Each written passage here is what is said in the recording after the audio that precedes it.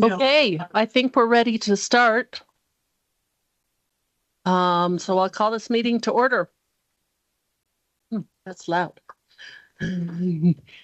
Thank you for coming to the Wednesday, July 9th, Pikes Peak Area Council of Governments. I am Holly Williams still. And I'd like to call to order our meeting and establish a quorum.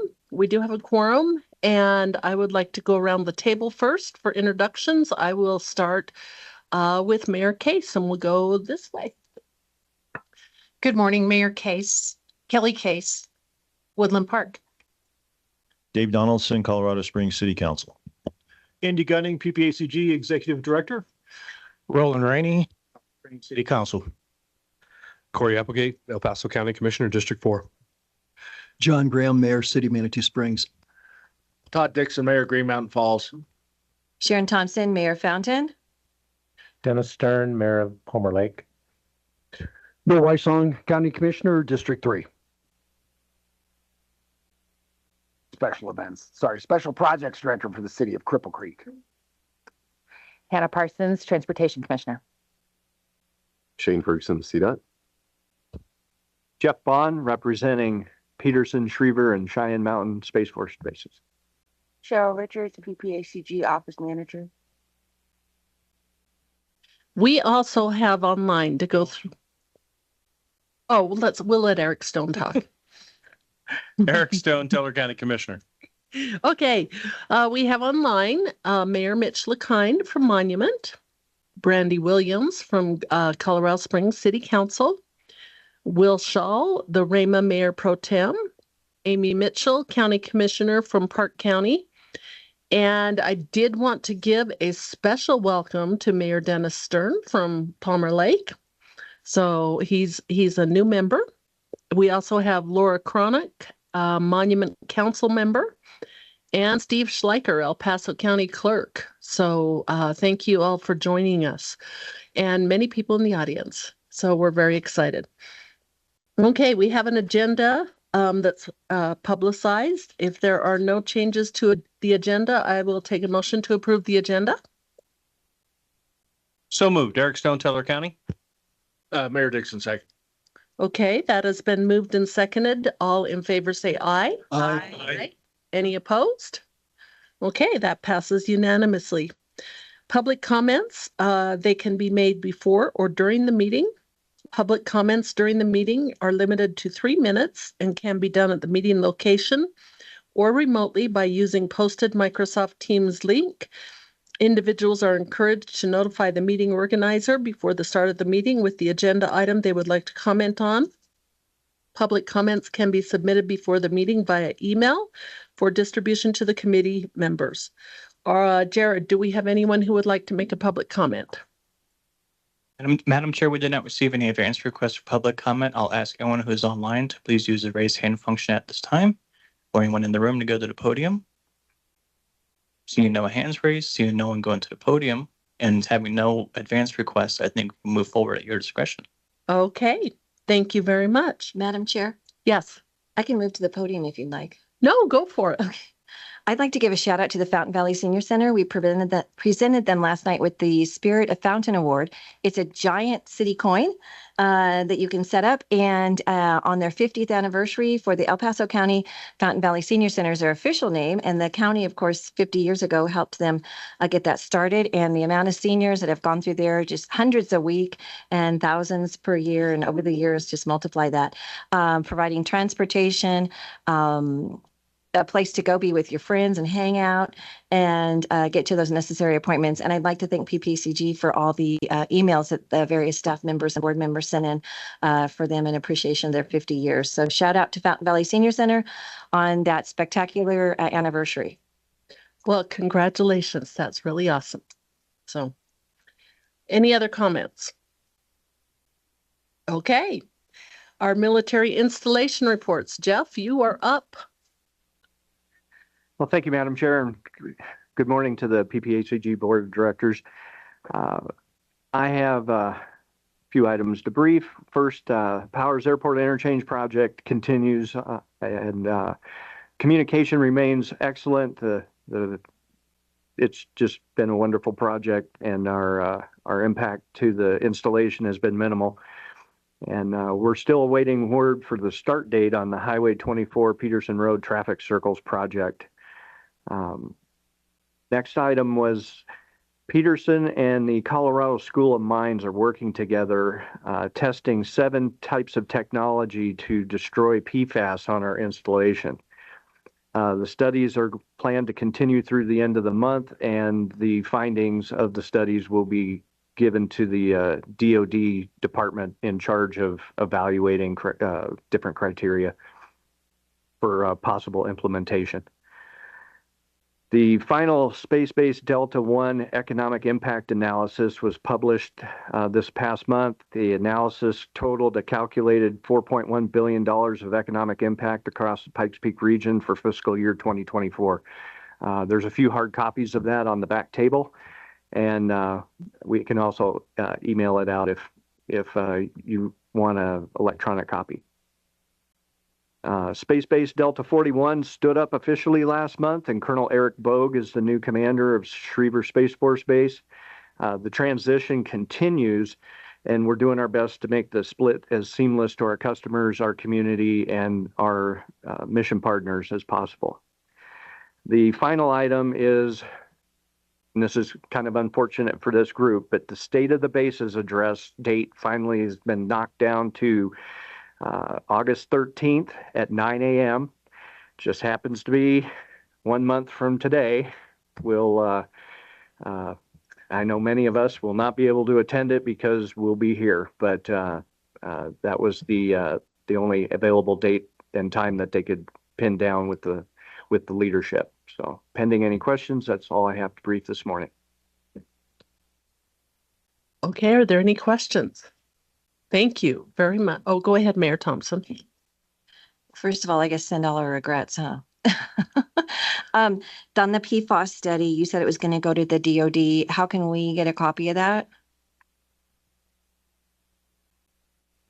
I can take that back for a question. I know that, so it goes to the DOD's Strategic Environmental Research and Development Division. I don't know if they make that information public or not. And I'm not certain whether we're at our local level, if we're at liberty to release any of that information, but I'll check on that for you, Mayor. Yeah, I'd appreciate, I know it has to go through the DOD in the process, but if at some point we could get a copy of that, that would really be appreciated. Thank you. You're welcome. Okay. And Andy, go ahead. Oh, wonderful. That was the next one. I was going to ask if we had anyone from the Air Force Academy, which we do. Colonel Warner. Thank you, ma'am. It's a pleasure to be here today. As far as operations of the Academy are going, we did welcome in 2 Wednesdays ago the class of 2029 for their in-processing day. Tomorrow, we are welcoming in our prep school candidates. So hopeful class of 2030 candidates that'll be in processing with our prep school. That'll be about 240 cadet candidates that are coming in there. And then on I-Day for the cadets of the class of 2029, we welcomed in just over 1,100 into that class. Operations are typical for this time of year at the Academy. So going through basic training for all of those, and then getting preparations for the academic year. As far as any type of closures, construction going on with the new Northcom FP directives, just to note that we've pushed out to the community, but for awareness here is the Santa Fe Trail that traverses through the Academy is currently closed to the public. So the only way to access it is if you're a DoD ID card holder and using it on the Academy. Santa Fe Trail, obviously outside of the Academy, we don't control, so that's still open for public, but the part on the Academy cannot be used as a thoroughfare right now, just with the increased force protection directives that are ongoing. Otherwise, traffic and everything else is normal, and just pending any questions, that's all I have. Do we have any questions? Councilman Donaldson. Yeah, thanks, Madam President. And sir, is there an anticipated opening date for the Santa Fe Trail? At this time, no, we have not received any directive or direction on Northcom on when to expect changes to directed force protection measures from them. Over. Okay, thank you. Okay. And congratulations to our new cadets. That's awesome. Yes, indeed. Yes, it is. And thank you very much for being here. We appreciate it. Is there anyone online from Fort Carson? All right. We're working on it. But we know Fort Carson's still doing awesome down there. Next, I just wanted to, since Hannah is here today, I'm going to take it out of order and let her go ahead and speak about the Transportation Commission if you're ready. I'm happy to do that. Thank you. I will talk about the commission separately of the 10-year plan because we'll cover that with Shane's update. So thank you, everybody, for bearing with me as I have not been able to attend many of these in person over the last few months just with work commitments. But I did want to give a couple updates just about the commission itself. As you might recall, there are 11 commissioners on CDOT's Transportation Commission. When I joined the commission and was appointed 2 years ago, 6 of us were new appointments. So, and then this summer, there were 4 of my colleagues that were up for reappointment, and 1 was term limited. And so 3 of those that were up for reappointment chose not to seek. 3 of the 4 chose not to seek reappointment. So we have had 3 new commissioners appointed, and we'll have 1 more that has to be determined. The only person that did seek reappointment and achieve that was Terry Hart, from who you all know, who's the current chair.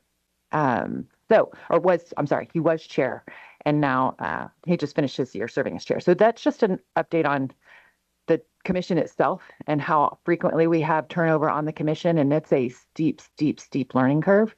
So that's just one update that I wanted to offer. A second was I was out of town for much of June, so I wasn't able to go to the meeting, but I'm very well aware of what was on the agenda and wanted to cover one thing, and that was the update to, if you all recall, Senate Bill 24-184 was supporting Surface Transportation Act that passed the legislature. The General Assembly signed into law May 2024. What that did was provide the multimodal project funding, essentially for giving CTIO the funding through the congestion impact fee, the tax on rental cars, to fund some of their activities. It also directed the Regional Transportation District, the Front Range Passenger Rail District, and CDOT to work together to deliver starter intercity passenger rail from Denver to Fort Collins. So, so that was a significant bill that passed that is really changing some of the requirements, because the legislature is requiring these organizations to work together to fund passenger rail between Denver and Fort Collins. So the thing that is kind of the update on where we are today, that bill essentially directed all those agencies to work together on some kind of IGA to figure out how this was going to happen. And where they landed, it was an IGA with the organizations, but was to create a Joint Service Executive Oversight Committee, so JSEOC is how it's referred to, that will act on behalf of these public entities. Joint Service Executive Oversight Committee. Yeah. I got a whole lot of more acronyms that I'll tell you in a second, so stay with me. Okay, so that committee can act on Joint Service Executive Oversight Committee. And that acts on behalf of the group of public entities, and that is a committee. The people on that committee include the executive director or designee of the RTD, and I can circle back with anybody if you want more details. The Regional Transportation District, Front Range Passenger Rail District, CTIO, the Clean Transit Enterprise, and CDOT, as well as the governor. So the executive director of each of those entities, along with the governor, sit on that committee. The reason that they did that is BNSF from the rail, because the passenger rail is going to have to run on freight rail at some point here, and that requires a negotiation with BNSF. BNSF wanted to negotiate with one group of people, not with all those agencies. That's why they did that. So the JSEOC will be the team that negotiates with BNSF on the moving passengers on the freight rail. So that was a significant milestone in that passenger rail timeline. So just the update now that we have is that between August of 2025 and January of 2026, the goal is for that JSEOC to negotiate an access agreement with BNSF. And by winter of 2026, the goal is for the boards to adopt a financial plan based on successful access agreement with BNSF. Where those funds come from will be a point of discussion, as you can imagine. By summer of 2026, so next summer, the goal is that there is a procurement process for the rolling stock and the operator for the train, and that the JSEOC executes construction agreement with BNSF on needed infrastructure investments, with the goal that by January of 2029, the joint service is running passenger rail. So that's just a very significant update. I know a lot of people may be new to this passenger rail conversation, but I also just want to remind everybody that a lot of what is happening is being directed by the General Assembly. So these decisions are being made at the state legislature on how we have to negotiate to get these things done. So those are the two big updates I have, but I'm welcome to field any questions. Can I ask a question on that? Can you give us a written summary of that, maybe? I mean, just really quick, like a paragraph. Yeah, I really can't. I mean, Oh. it's in there's a really great slide deck. I can send you the link to the the workshop materials. It has a really great slide deck That would be presentation. great. Yeah. That way I don't want to misrepresent or do it wrong. So I'll send. Okay. Yes, and we can have Andy and John send out the Perfect. transportation Thank you. slide deck. Okay, And that'd be great. Councilmember Thank you. Donaldson. Yeah, thank you, Madam President. And Hannah, I haven't followed this very closely. Why would BNSF want to grant some passenger rail access to their tracks? A couple reasons. Yeah. This is speculation, so let me just say that because I don't know. Are they going to get paid? But go ahead. Yeah. They're going to get paid. Yeah. Well, there are two things at play. One, I don't know if you recall that, probably not. It wasn't a big subject matter for everybody, but the Moffett Tunnel lease was up for renegotiation last year. It's a 100-year lease. So I think that was part of the discussion, was them being able to access that through the western side of things. And then, yeah, I think they're also just looking at preserving revenue as coal shipments and different things on freight might decline or is more volatile. Moving passengers is another source of revenue. Okay, thanks. Thank you. That was a wonderful report. We appreciate it. So on our next item, we have the Outdoor Pikes Peak Initiative. Becky Line-Weber, Executive Director, Pikes Peak Outdoor Recreation Alliance. Good morning, Becky. Thank you for being here. Thank you. It's great to be with all of you. I am going to be going through my slides pretty rapidly, but we will send out the slide deck, I'm sure, so that you'll have all of this and you can look at it and send me questions following that. But I really appreciate the opportunity to share with all of you Pikes Peak Outdoor Recreation Alliance. Some of you are familiar with it and some of you probably are not, but we are a nonprofit based here in El Paso County, but we represent El Paso, Teller, and Fremont counties within our work. Our mission is to strengthen the outdoor recreation industry for the Pikes Peak region through leadership and collaboration. And we have been working on some planning work for the last 4 years as a state mandate, really, for this work to be done through regional coalitions across the state of Colorado. There are some videos in this slide. We're going to skip over those. Sorry, they're really great, so I hope that you will look at them. But one thing you need to know about is that the state of Colorado has just released their Colorado's Outdoors Strategy. This is an overall statewide strategy for conservation, recreation, and climate resiliency. Through that, the way that this is getting done is through these local coalitions who actually predated this state plan. These coalitions are locally led, locally rooted, but state supported. So that's something you need to know. Colorado Parks and Wildlife and Great Outdoors Colorado are the funding sources for coalitions such as ours doing this planning work. Okay, went too far. This is just When we released this, I serve on the steering committee representing the Pikes Peak region. And so we had a press conference at Cheyenne Mountain, but just talking about how this work is going to get implemented across the state. There are 21 regional coalitions. We are one of those, and we were one of the first 4. And so for that reason, we are further along than a lot of these, and we have released our draft vision plan, and now we are moving into finalizing that in coming weeks. GOCO and CPW made a big release at that same press conference. For the next 5 years, they have committed $50 million to supporting the regional partnership initiatives.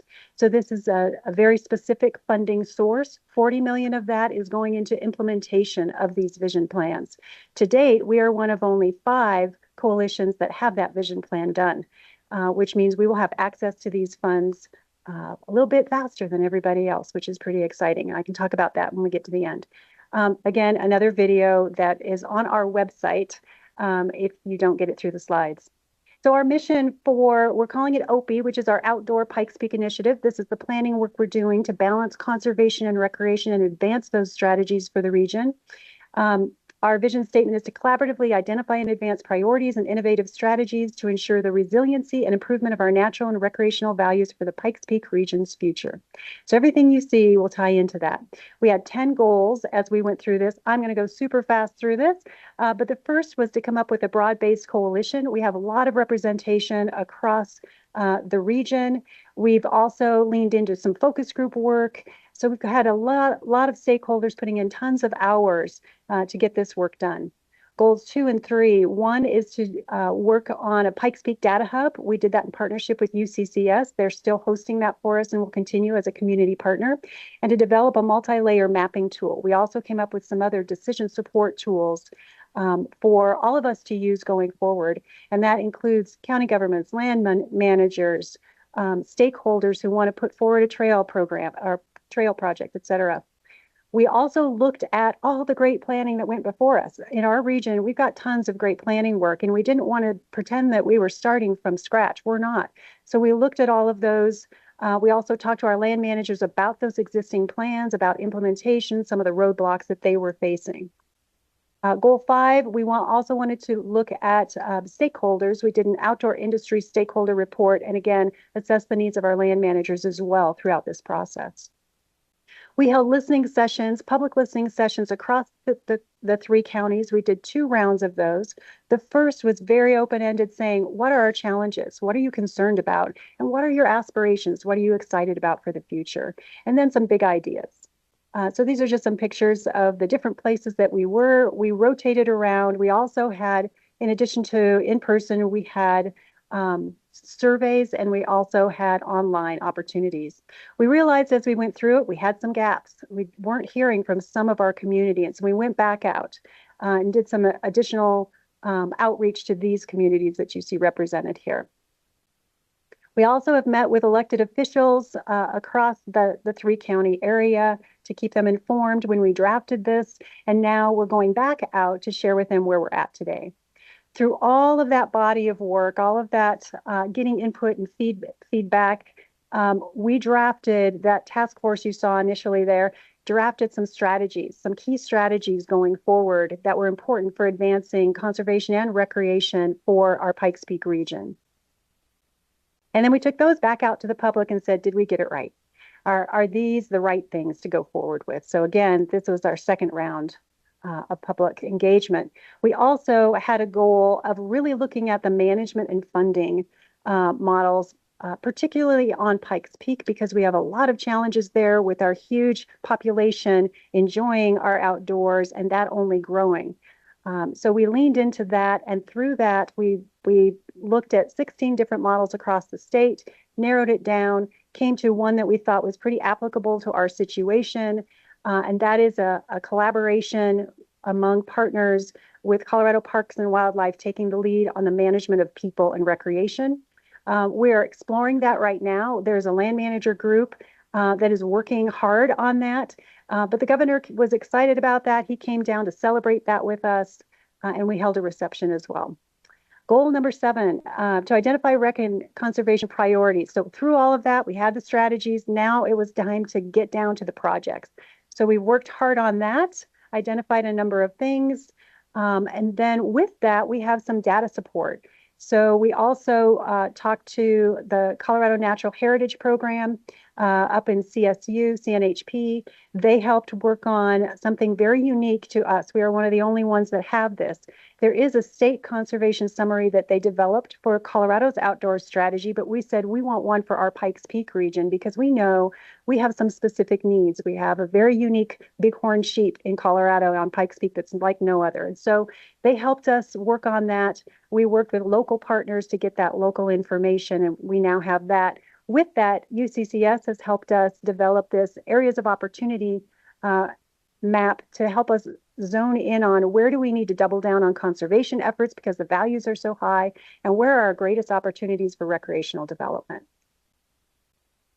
So through all of that, we created a vision plan. As I said, the draft is out. If you go to our website, there's regional partnerships is one of our tabs, and you can get that draft plan. You can look at it. You can provide us feedback, although directing the feedback to me is probably the most helpful right now because our time frame is really short. So a couple of things here. This is more than a milestone. It really is a pivotal moment. The growth is happening at a rapid pace. We'll see how well I can move these along. Okay, tourism is also a growing economic driver. Visitors are drawn to our outdoors.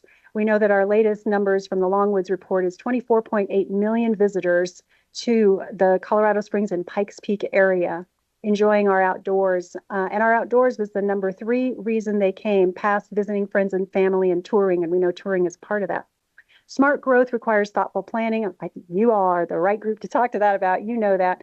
We have the plan. We've identified priorities to grow our outdoor amenities while still safeguarding our natural resources and our wildlife.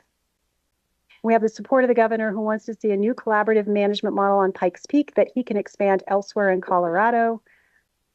We know that political will is a timely thing, and he only has a little bit of time left. So we are moving forward with that partnership to come to an agreement on that. We have partners and relationships that are doubling down on all of these priorities. If I can get the next one to come up. We have access to significant funding that the dollars there, $2.5 million is available to us, and that is what we are seeking. I had a meeting with GOCO and CPW on Monday. We shared our plan for that. They were excited about it. They helped us fine tune a few things. Our letter of interest goes in a week, and then in August, we will be applying for that. The funding will become available to us for on-the-ground implementation in March of 2026. So we're pretty excited about where we're at in that process. And I have a couple of slides on that if you're interested and we have time. So I haven't been watching the time. So we have the plan, the partners, state level support, and access to critical funding opportunities. But what we need is your support and engagement going forward. Just want you to be aware of what's happening, talk to your constituents, help people to be engaged in the process so that we really do make the most of our outdoors for our citizens. All right, any questions? Commissioner Weissong. Commissioner Weissong, Becky, great job. A couple of questions. Of the 28.4 million, did I write that down right? Visitors to the Pikes Peak area? That's what I said, yeah. 24.8, not 28. Okay. Yeah, 24. Transpose those. Do you have that broken down by months? So in other words, we do not. They do show us off season and the main season, but that's as far as it goes, as far as when they're recreating on that Longwoods report. And then you mentioned bighorn sheep. What about our own little herd there in Garden of the Gods? Yeah, so we have some very special herds, but that herd doesn't have the unique characteristics as the one that's the Pikes Peak herd. It's unique across the state. There's no other herd like it. And so the way that came into play is on a conservation summary, you put values for the different species, and the state rated it, I think, as about maybe a 6 for bighorn sheep altogether. We said, we know we've got some special things here. And so we rated it as an 8. That goes across our region. So that would include the Garden of the Gods, bighorn sheep. But because we knew we had special things here, we changed the rating. So an 8 is better than a 6. It is. It's a higher value. Okay. Thank you very much. Yeah, you bet. Okay, any further questions? Go ahead. Yeah, full Jeff. disclosure, I'm the chair of PPORA, and we did the SEDS, came out with SEDS about a year ago. Becky helped quite a bit on that, and looking at recreation in our area. It's a little different with PPORA because we do Fremont County, where PPACG includes Park County. So that's a little different for this group. But the work that's being done here with Colorado Parks and Wildlife stepping up and saying, hey, we want to be the agency that manages all this land. They have legal authority on any land in the state of Colorado, but they're actually talking about managing the human aspect, human impact on conservation and human impact on recreation. So this unique opportunity with CPW having these meetings with the property management folks or land managers is really, really vital to making this work. And the model that they're using is the Arkansas Headwaters recreation area, which CPW manages along the Arkansas River. And so now we're talking about the exact same thing for the Pikes Peak region or something very similar, where we have law enforcement that can then help protect and control human action and activity throughout the Pikes Peak region. So really important, I think, to meet the SEDS. That gets us some additional funding because coming from Cripple Creek, obviously we're interested in the economic impact that it's going to have for our community, and I think some of the other smaller communities as well, and also taking overuse away from El Paso County and Colorado Springs areas as well, and spreading that use out. So this is a great opportunity for all the communities to get involved. So that's my 2 cents. Thanks, Becky. Thanks, Jeff. Go ahead, Andy. And just one comment, we had a great conversation, Becky and I, about 2 months ago, I think, and really saw some, it's a little bit tangential, but ties in with a lot of things that we do here with transportation and our trail system as part of our active transportation plan, quality of life for our seniors, the environmental planning work that we do as well. So wanted you all to hear about this. I think you've probably heard some briefings before in your separate jurisdictions, but also may have made the offer. And if there's a positive head nod that you would be supportive of this, if it helps with like letters of support from PPACG as an organization, as you go after some of these competitive state funds, I think we're happy to draft something up and provide that level of support. So, and any other way we can help out. Thank you so much. That would be great. Yeah, the $2.5 million that we're going for right now, it's a 3-year grant. It's great to get a lot of these projects moving. It's not nearly enough for all the things that need to happen. So we will be needing to look at additional funding sources, other grant opportunities, federal, state, and local. So any support, yeah, is very much appreciated. Just that was exactly what I was going to ask, just kind of an informal head nod. Is everybody okay with PPACG sending letters of support? Okay. Thank you very much. We enjoyed that very much. Thank you. And I just wanted to welcome also Mayor Annie Durham from Woodland Park, who's online, and Dr. Dieter Duncan from Fountain. I'm sorry, Cripple Creek. I looked at that and I got that wrong. But that's why I have my good Park County Commissioner next. Okay, I'm going to give up while I'm ahead. Item number 4 is consent items. So everybody's had a chance to look at the consent items. Are there any questions? I will entertain a motion to approve the consent calendar. Oh, second. Okay, we've got a motion and a second. All in favor, say aye. Aye. Aye. Aye. Aye. Any opposed? Okay, thank you. That passes unanimously. Action items, our Colorado Department of Transportation 10-year plan. We're excited to have Shane up. And Commissioner Parsons. Thank you. All right. Well, good morning, and thank you, Madam Chair and the board for letting me present this information to you today. So the 10-year plan, this is the 3rd cycle of an effort that we've been doing through CDOT to improve our capital improvement projects and assets as well. This started back in 2019. The first cycle being 2019 through 22, second cycle 23 through 26, and this is starting the 3rd cycle of 27 through 30. This cycle we're receiving as a region, and just to remind, the region is the southeast quadrant of the state, essentially 14 counties. As a whole, we're receiving $166 million in total for the next 4 years for this 10-year plan. Of that, PPACG is going to receive almost half of that at $81 million. In development of the plan, we were to follow Procedural Directive 14, which was passed by the Transportation and updated and passed by the Transportation Commission this past winter. And it really focuses on safety, our assets, and transportation choices throughout our system. In reviewing the plan, we've made some adjustments both in this fiscal year or this cycle, as well as the planning cycle for the next 31 through 36 in alignment for the Procedural Directive 14. So with that, if we'll scroll on down to the table, I'll start to go through our projects list. That first section is projects that's been completed, and this has been basically completed from the first and second cycles. A couple of projects of note is the Powers and Research Parkway interchange.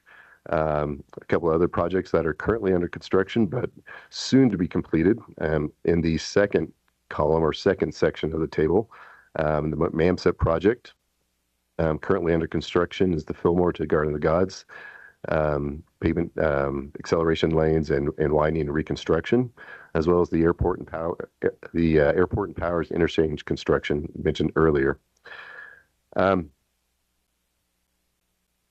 For planning for this cycle, we looked at what was not completed from the previous cycles and wanted to advance the US 24 East widening project. That's been a priority with this board for a number of years. It was part of our design process over the past couple of years. It's essentially from Woodman to Garrett on US 24, going from a essentially 2-lane section to a 4-lane section. We're anticipating construction to begin, or advertisement for construction to be in fall of 2026, with the construction beginning in the calendar year 27. Total project cost of that project is roughly $85 million currently. We are allocating, of that $81 million to be allocated to PPACG, we're allocating $51 million to that project for that construction project. The next project that we are continuing to move forward in this cycle is the Safety and Operational Improvements project on I-25 from South Academy to Circle. That project's been in the planning cycle and will continue to be in a planning cycle. Significant project where we're looking at reconstructing the pavement as well as replacing the bridges of 85 over I-25 and the railroad bridge that services Fort Carson over I-25, to include widening our shoulders to 12 foot and looking at pavement reconstruction along that piece of the corridor. That really marries well with just the completed MAMSET project to the south of that area, and will tie into that section nicely.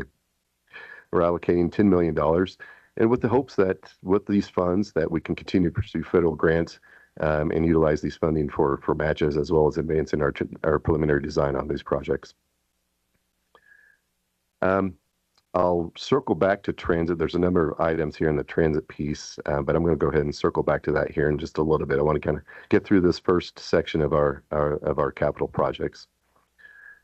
Moving down to the next section, we've eliminated a couple of projects, mostly transit projects, working with Mountain Metro, and determined that the Mountain Metro Transit Fixed Route Service Expansion Stage 1, as well as the Academy Boulevard Hancock Expressway Transfer Center, are not needed, and so those projects have been removed from the list. Moving on down to the next section, or the bottom section.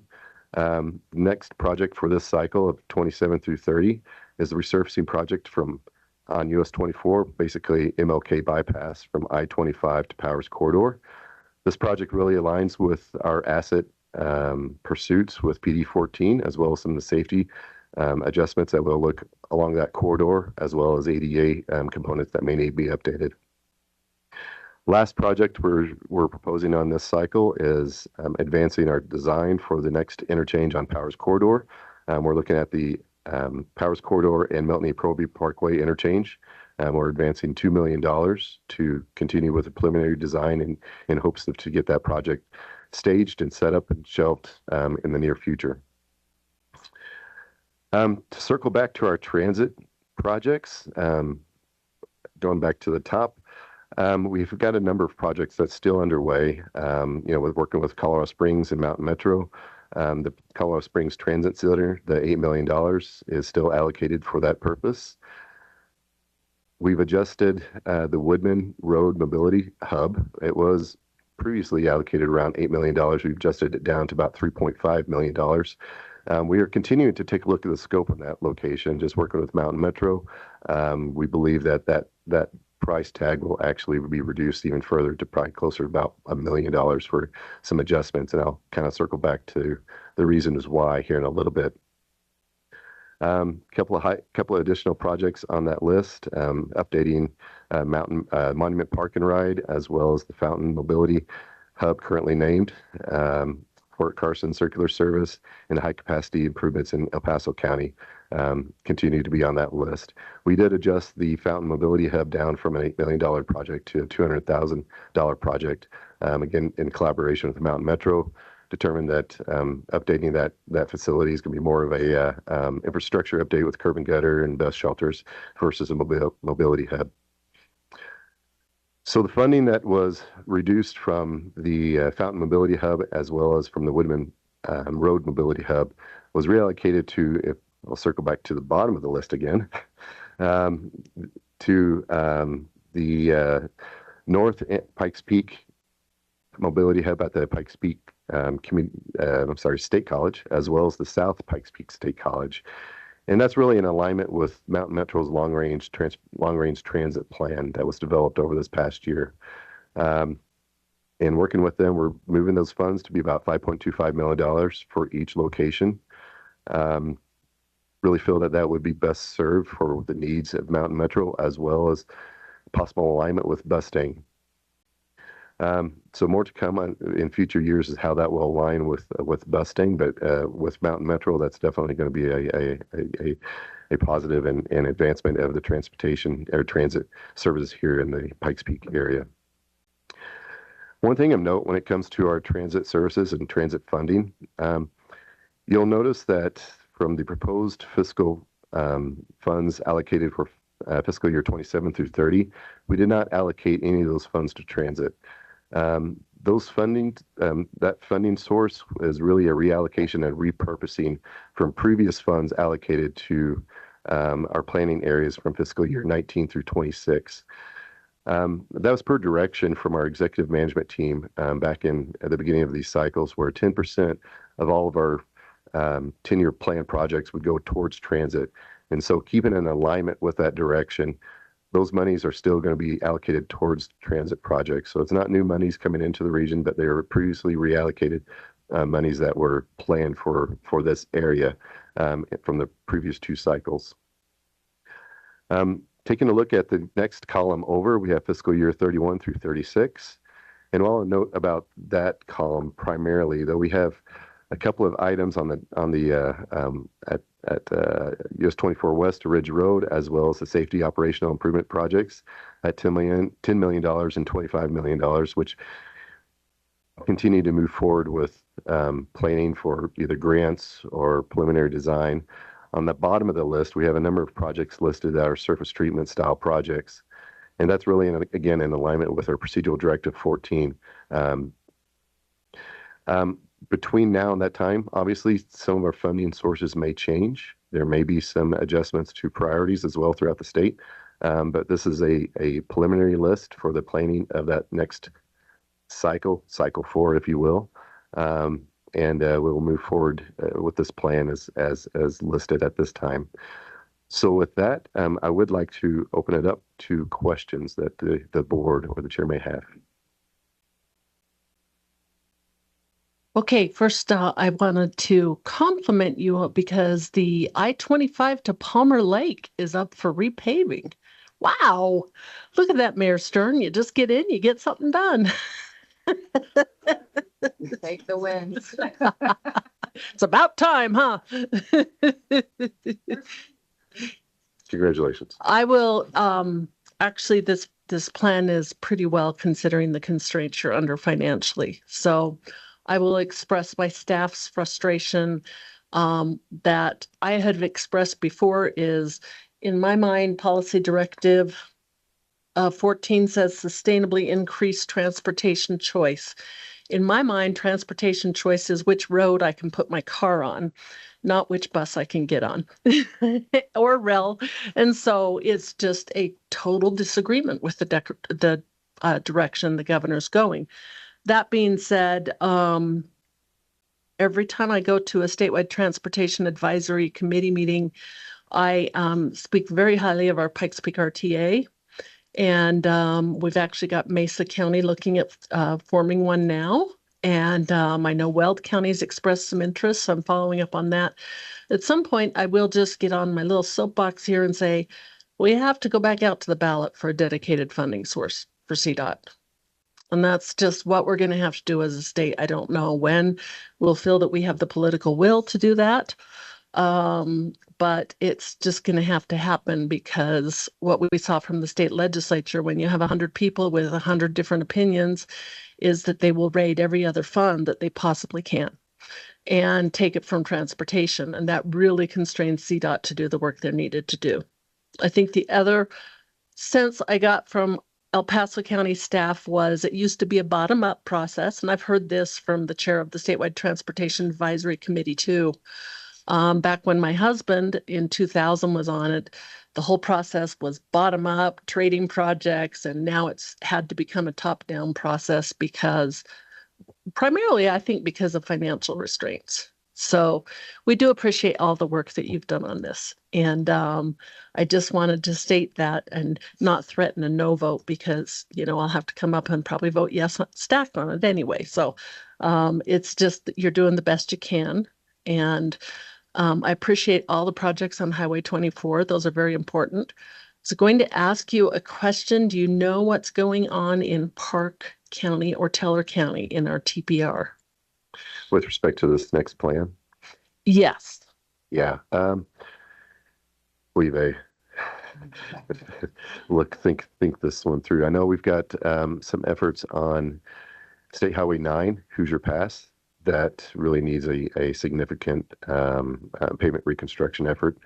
I believe we have some work on US 24 as well. I don't know if that's in Teller County. I don't believe that is in Teller County, but considering the constraints of the funding, I believe primarily a lot of the funds that are allocated for the Central Front Range, if you will be allocated to the State Highway 9 Hoosier Pass location.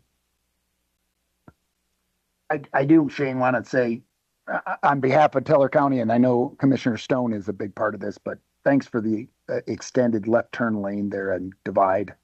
That is a huge help and has been the last couple of weekends. So appreciate that. Yeah, I was surprised to see that left turn lane driving up to CML. Yeah, that was nice, you know. Yeah. But, I think I want to make sure we don't get into the same scenario I got with a few years ago. Some of us are still around that remember the managed lane versus toll lane thing. So I think it would be super helpful if we could define for everyone the differences between a park and ride, a transit center, and a mobility hub. And the reason I think that is super important right now is because of the legislation that was passed in terms of things we're required to do if we are near a transit center. And so I kind of freaked out when I saw a lot of this stuff and reached out. I reached out and found out what the differences between all of them are. But I want to make sure we're not getting into a terminology issue again to make sure we're understanding what we're voting for in terms of all these things.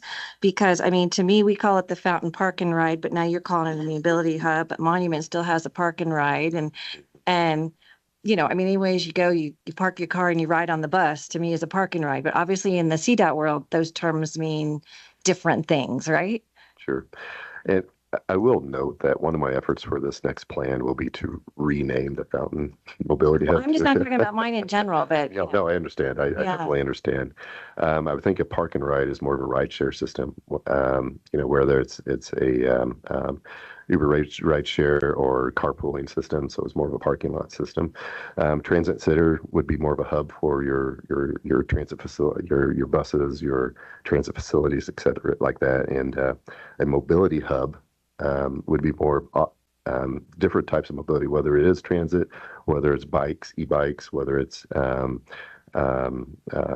other opportunities for ride share systems, et cetera. And so kind of a little bit more encompassing of the whole transportation choice opportunity. Yeah, those are just really important to have defined because we fall under different things when you have a transit hub, right? Or Understood. Yep. then with terms of the state funding and requirements and things we're supposed to do around them.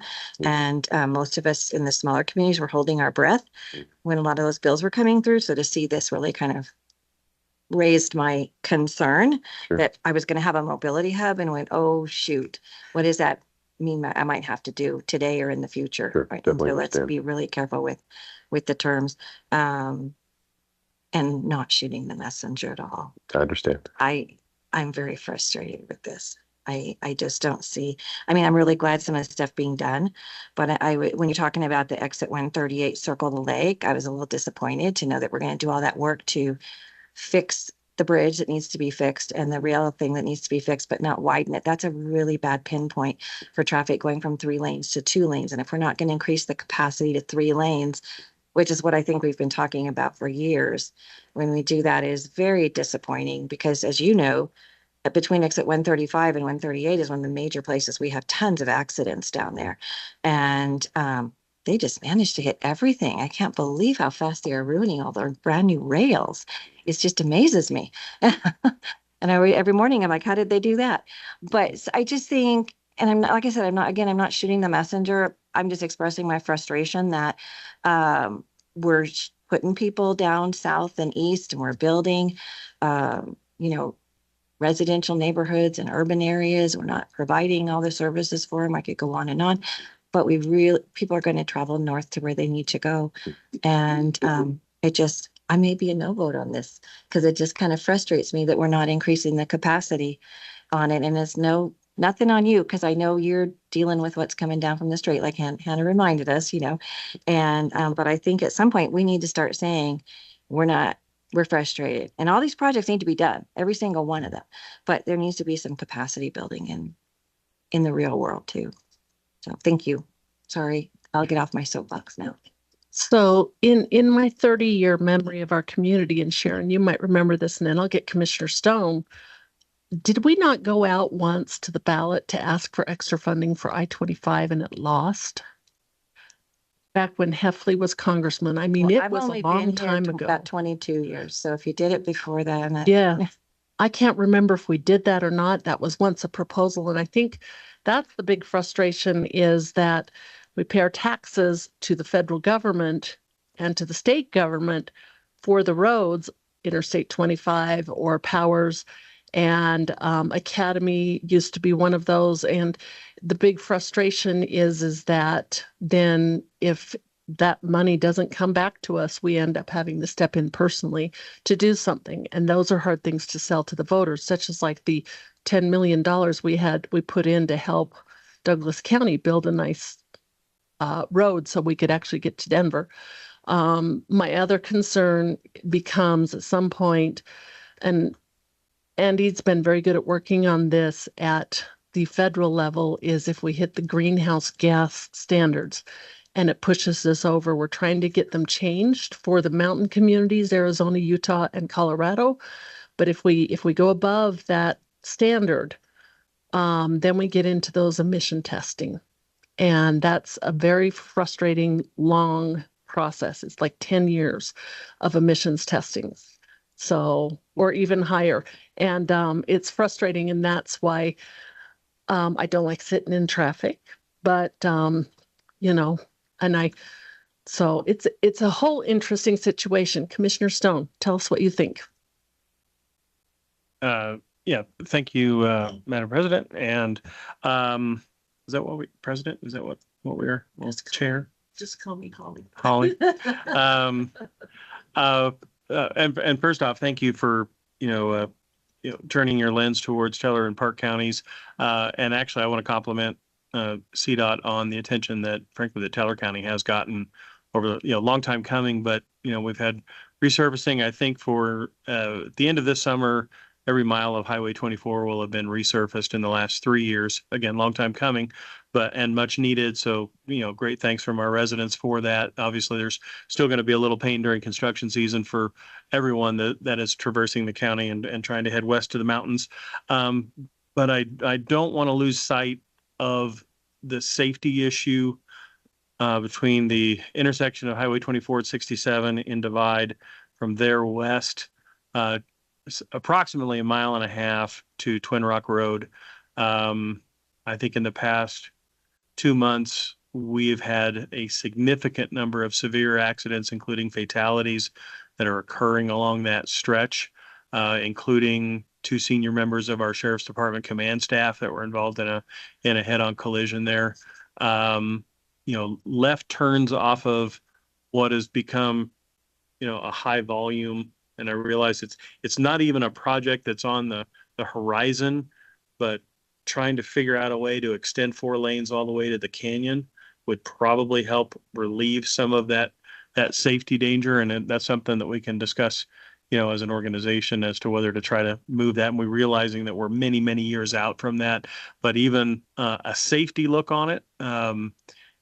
I think nearly every weekend, and Jeff, you can probably help me out with this as well, as how many times Highway 24 has been shut down due to very severe accidents, either involving severe injuries or fatalities, is almost like every weekend now.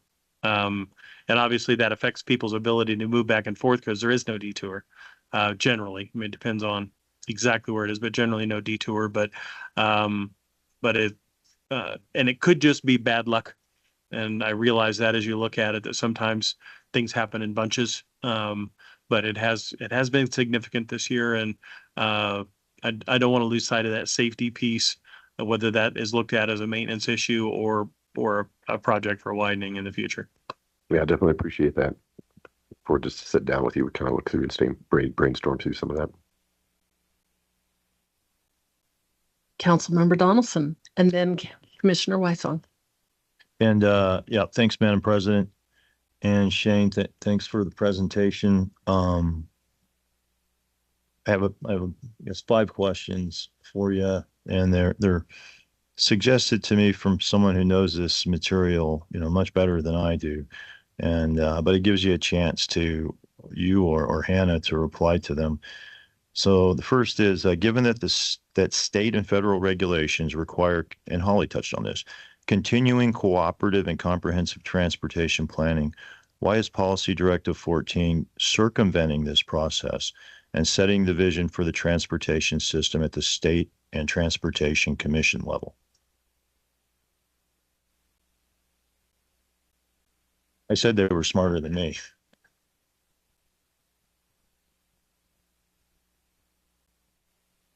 Oh, how to answer this? That's a great question. I mean, I'll just tell you, there's no appetite at the state level, whether it's the governor's office or the state legislature, for capacity building in our roads. Just none, zero. And so I can't speak historically because I've only been here for 2 years on how this all worked before. But I would say whatever planning that is happening now at the state level is happening because they can. Mm-hmm. I mean, I would love to give you a different answer than that, but I've seen little to no pushback on how Policy Directive 14 was adopted and is being followed. So I can try to talk offline with and find out how to go back and look at that. But right now, there's very little resistance to the state planning process. To add to that, I mean, I will say this is a draft list. Our next step is to present this list to our Executive Oversight Committee, as well as the feedback from our planning partners. And from that point forward, whether adjustments are made, we'll see how that goes. But there is a little bit of an iterative process still with this development of the cycle as well. Okay, thank you. And the next question is, the vision, goals, and priority projects for local MPOs and TPRs should be at least part of a collaborative and cooperative planning process. How can this be incorporated into the process again? So I'll address one piece of it because I agree with a lot of the questions that are being raised. And I think what I've tried to do as a commissioner and with whatever opportunities we can is look at what funding is available that was already within the vision of our region, and talking about, we've done a lot of work with Mountain Metro Transit Authority specifically because as new funding becomes available, over the last couple of years, the state legislature has rolled out at least numerous enterprises, right? So the Clean Transit Enterprise is one example that I'll use. So my approach has been, okay, with the dollars that are becoming available with Clean Transit Enterprise, how do we take advantage of those dollars that might be coming available, even if transit isn't your top priority? If the dollars that are available line up with somewhere in that vision and mission, how do we take advantage of what's available to get that project done so that if later the appetite changes for capacity increasing, then we take advantage of that. So to me, it is really looking at what dollars are coming available and where are they in the overall ecosystem. Like, okay, well, maybe we can help use these dollars to, for example, try to figure out bus rapid transit between our military bases and some things like that. So we're just trying to see where dollars are coming from that we can take advantage of to align somewhere with the list of plans, and then hope that as maybe some winds change for capacity building, then at that time we can come back and do those projects. Just what we want to add. Yeah. So when it comes to collaboration with our locals as well, we definitely have a coordination effort that we go through, definitely coordinate quarterly with our local peers, if you will, as well as TAC and CAC, right, every month. In developing the list, we take that information in consideration, as well as our guidance on PD 14. And there is that overarching umbrella, that the guidance PD 14 that we do have to abide by. So there's a little bit of both, but it's a little bit of tightware as well. Okay, and these next few are not as broad. How does the proposed funding in the 2025 10-year plan compare to the 23 version? Yeah, so significant change. I'll even go back to 2019. I believe Region 2 received a little bit over $500 million for the 4-year cycle of that first cycle plan. And then the second cycle, which was again 22 through 26, I believe we received a little bit over $300 million for Region 2 as a whole. Mm-hmm. And so this is essentially half, a little less than half is what we're receiving from the previous cycle, and around a third of that first cycle. And are we relying on the same funding sources? Are we relying on the same funding sources? Yeah, this funding is essentially general fund transfers.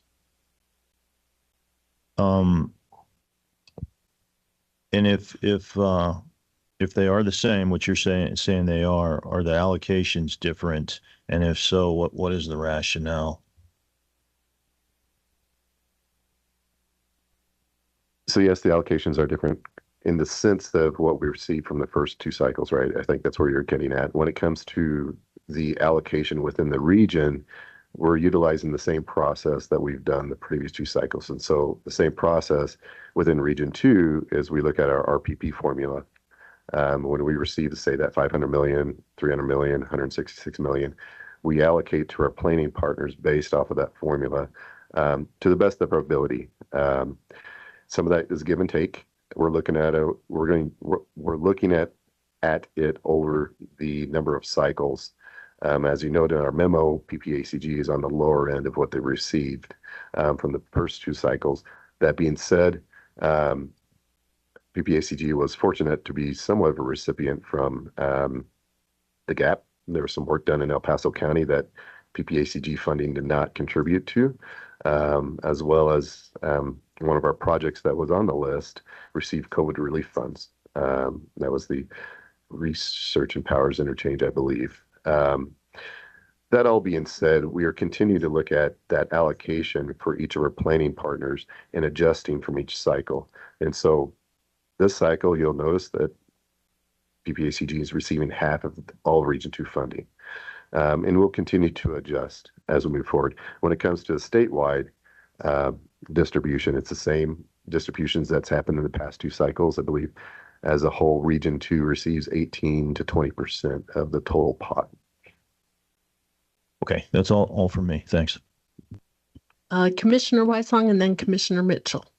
A couple of questions. Could you expand a little bit on where the US 24 East widening start and ending, And then also a little bit more on the overpass at Ridge Road on 24. Sure.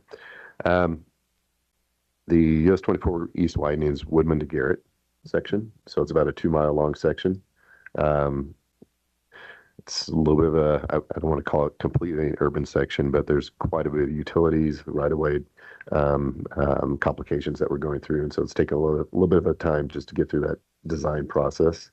Like I said, we anticipate to advertise the project in the fall of 26, with construction being in calendar year 27, likely calendar year 28 as well. When it comes to Ridge Road, US 24 Ridge Road, we have an EA, environmental assessment document, for US 24, and essentially I-25 out to 31st Street. In that document at Ridge Road, it is an overpass over Ridge Road. So it's not an interchange, but it's an overpass. And a lot of that is due to the function of US 24's goal as far as it being an expressway, a little bit limited access to some degree, as well as some of the pedestrian challenges we have going to Red Rocks from the north to the south side, and that type of thing that was identified in the EA. And so when it comes to that project, it's been on the planning, I believe, from the previous cycle, this cycle, and continue on to the next cycle. We have some planning dollars, design dollars to look at it and to continue to look at it. And so it's definitely not coming off the list, but we're anticipating trying to advance that project in the following cycle. Okay. Thank you. Mm-hmm. Commissioner Mitchell. Thank you, Madam Chair. I'm going to parallel Commissioner Stone's comments. Completely understand why you're putting funds into Hoosier Pass. On 4th of July evening, Hoosier Pass was closed for 3 hours, Highway 9, for a 4-vehicle multi-helicopter response to an accident. But I'd also like to respectfully request CDOT as a whole look at the impact on Colorado, on Highway 285 and Highway 9 and 24 when I-70 is closed. It was closed on Thursday, and it paralyzes Park County. People cannot turn onto the highways to get anywhere, even to get to the grocery store, because the traffic is so heavy. Everything is diverted onto 285, 9, and 24. So I just, please, there's got to be some relief when those things happen. So I understand that funds are really limited. We've got paving needs and resurfacing needs, especially 24 around Round Mountain Campground. It's the road's falling apart. But thank you for paying attention to Hoosier, because it has been fatal to many people over the last year. So thank you. Yeah, definitely understand, and definitely can understand the frustrations on 285. My maintenance crew out there, they see it every day, especially when the interstate I-70 is closed down. There's definitely some efforts to pursue some grants for additional passing lanes on 285 up and down that corridor.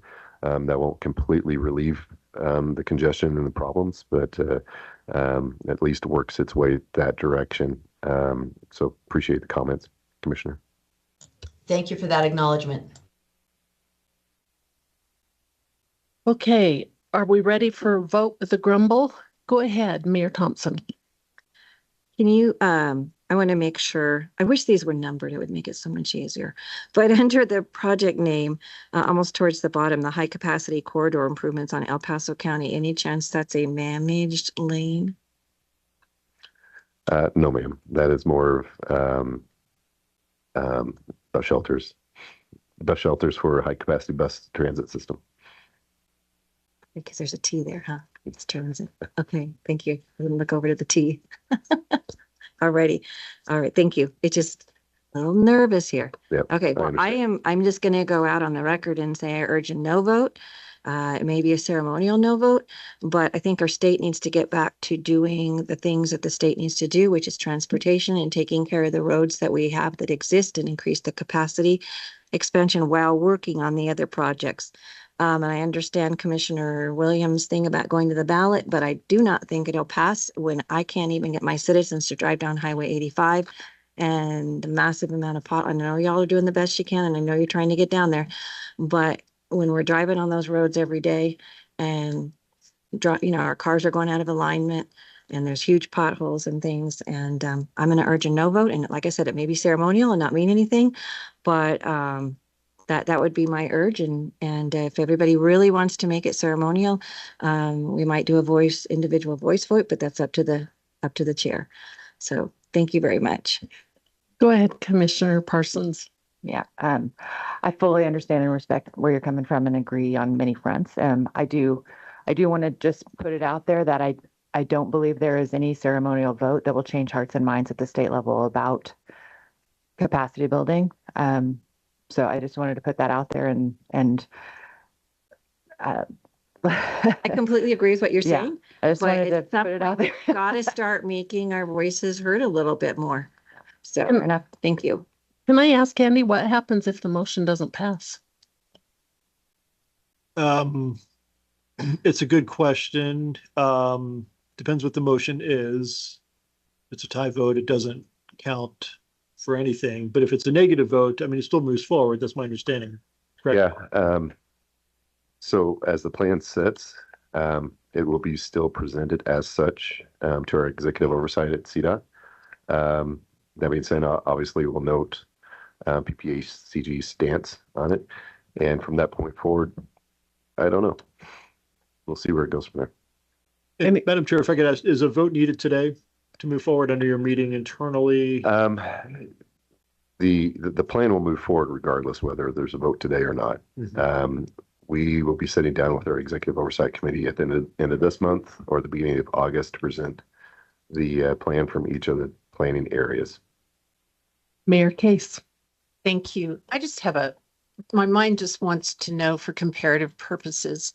You mentioned an $800 million funding in previous cycles and it changed, or 600 million, I'm sorry. And now it has gone down to 300 million for our region. How does that compare to other regions as far as their reductions? The ratio is the same. Thank you. Yeah, I think everybody's losing. And my other question is, do you think if we vote no, we'll be penalized? Yes? Is that that's a quiet yes. Maybe. Shane, what do you think? That's a great question. Penalize, I don't want to say the word penalize. I mean, this is not punitive. We definitely know the needs, whether it's a no vote or yes, no. With respect to CDOT, our assets are our assets, regardless of what community they're in. And so we're going to want to continue to take care of our own assets. And so with that being said, I think I'd be hard pressed to say there's going to be a punitive damage. Thank you. Madam Chair, if I can interrupt, Mayor Pro Tem William Shaw has his hand raised. Thank you. I appreciate that because I always miss that. Go ahead, Mayor Shaw. Mayor Pro Tem Shaw. Thank you. Thank you for the opportunity to speak on this. I'm not targeting anybody from CDOT. I know they got a very hard challenge ahead of them every day whenever they got to get up in the morning and know that there's controversy over what to allocate funds to and whatnot, and then the possibility of the state legislators deciding that there's a pet project that's more important than our infrastructure. I'm curious on, because I'm new to all this, what would it take to, I know there was something put in place many years ago that enabled powers that be to take funds from transportation and allocate it to other avenues that is not transportation related. How hard of a process would it be to try and reverse that, to get it back on track so bureaucrats, politicians, and all them can no longer take from transportation and put it somewhere else? I've been watching this for many, many years, decades, and the expansion of Woodman started pulling funds for that at higher taxes 30 years ago, and it took them 20 years to break ground on it. I've been watching this for a long time, and I think we need to start putting bureaucrats and politicians back in check, and it's got to start at our level. I mean, if we don't have the groundwork paperwork for it. You know, it's not going to go through the state legislation. I mean, they like having that availability instead of solving the problems that come up that they need to allocate funds to. They're just taken from CDOT or other transportation authorities to compensate for it. And, you know, I think that needs to change. You know, we're right now, I paid $3.79 a gallon for gas yesterday. That's the highest in the nation. So they're still pulling in those higher tax dollars. You know, can I get some input on this, on what I might be able to do or what we can do? Yes, I'm going to have Commissioner Stone go first, and then if whatever he doesn't get, I will pick up on. Thank you, Holly. And, you know, great comments, Mr. Shaw. And it has been an issue that all of us who go up to the legislature and beat on them up there about transportation funding, whether that be through our organizations, through CML, through CCI. And I can guarantee you, and I don't want to speak for them, but, you know, our Region 2 representatives with CDOT don't love the task that they've been given, which is to do, try to do more with not only less, but a lot less. There were warnings that were passed down years ago during COVID that with this ARPA funding is don't create what you can't fund in the future. And frankly, the legislature completely ignored that. They have, by statute, required that certain monies are spent. And so when it comes down to the Joint Budget Committee and what they allocate for stuff, they look at what the law says they have to spend, and then they look at what's left over. And it is only in my opinion, it is only the tip of the iceberg when it comes to transportation funding. They did cut some funding out of transportation, and transportation did take the brunt of the budget cuts. But when it comes to bridging the $1.2 billion shortfall in the last legislative session, what was it, about $400 million of that came out of transportation, roughly, maybe $600 million, but not all of it. They shuffled stuff around. They didn't cut $1.2 billion. They cut about $400 million, roughly. I may be wrong, $100 million either way. But and a lot of that came in transportation.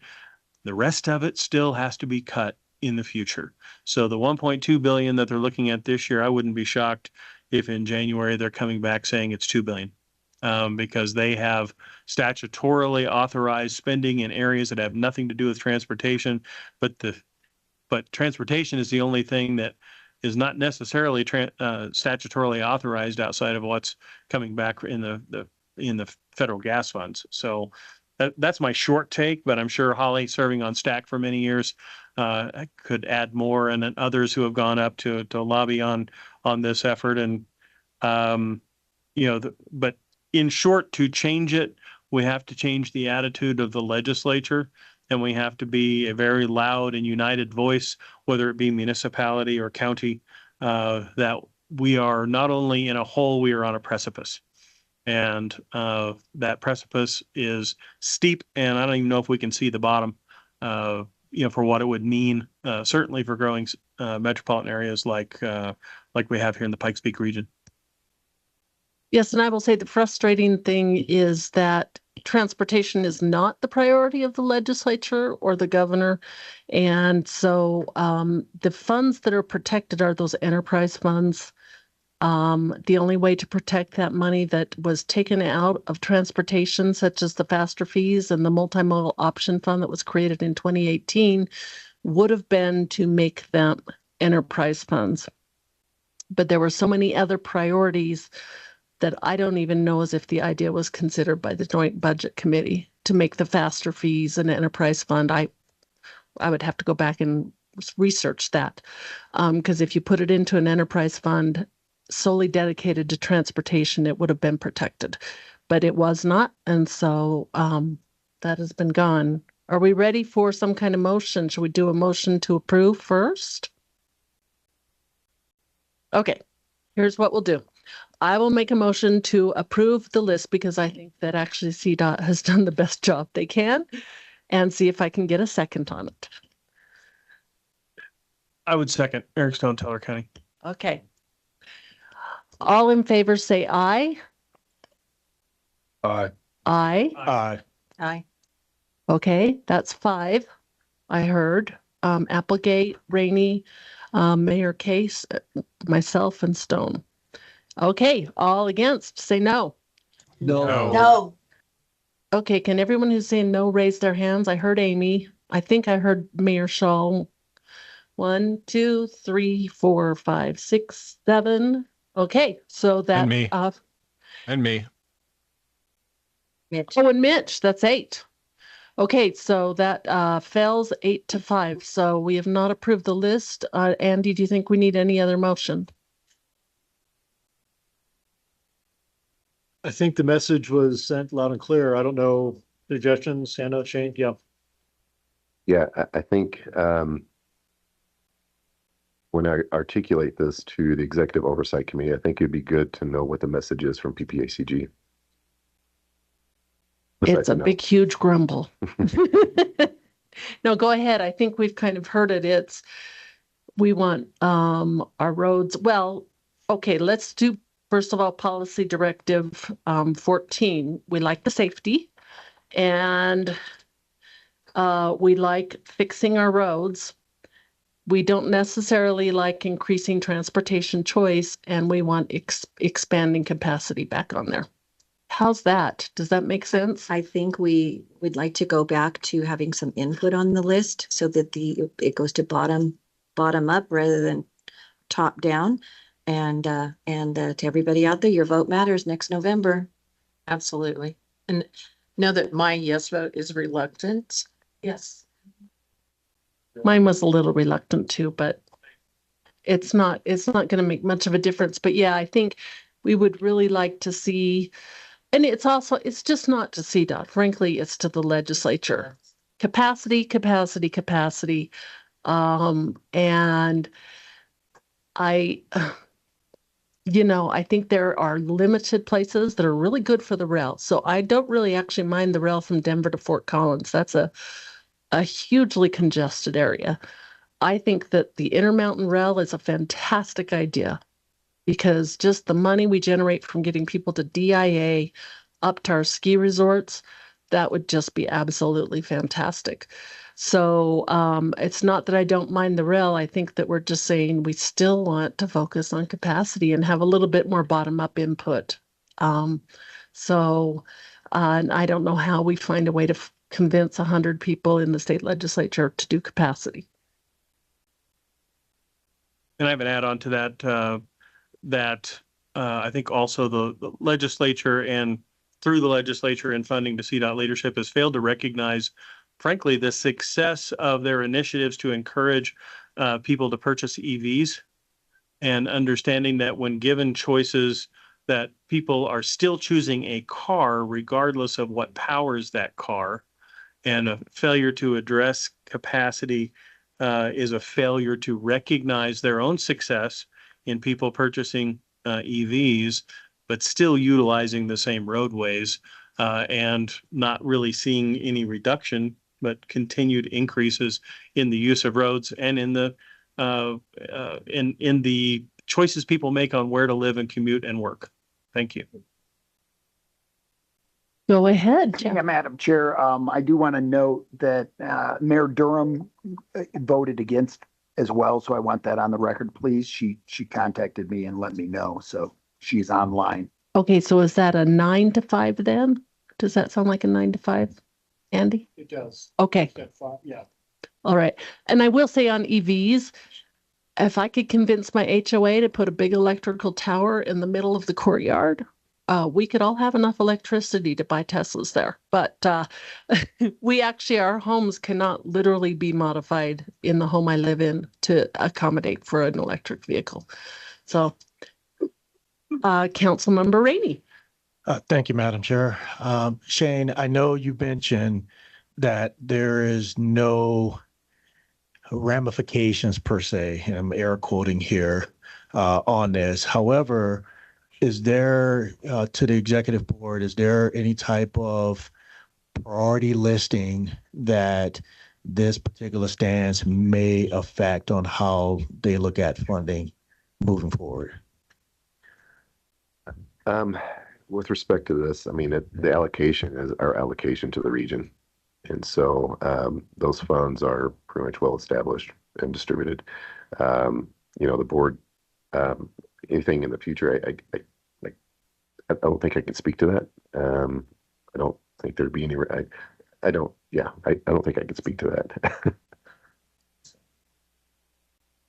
Okay, how about now? Now can you hear me? Yes. Who is this? Oh, hi, Brandy. Did you vote yes or no? I wanted to vote yes. Okay, so that makes 6 now for the yes. Thank you. Yeah. Any comments?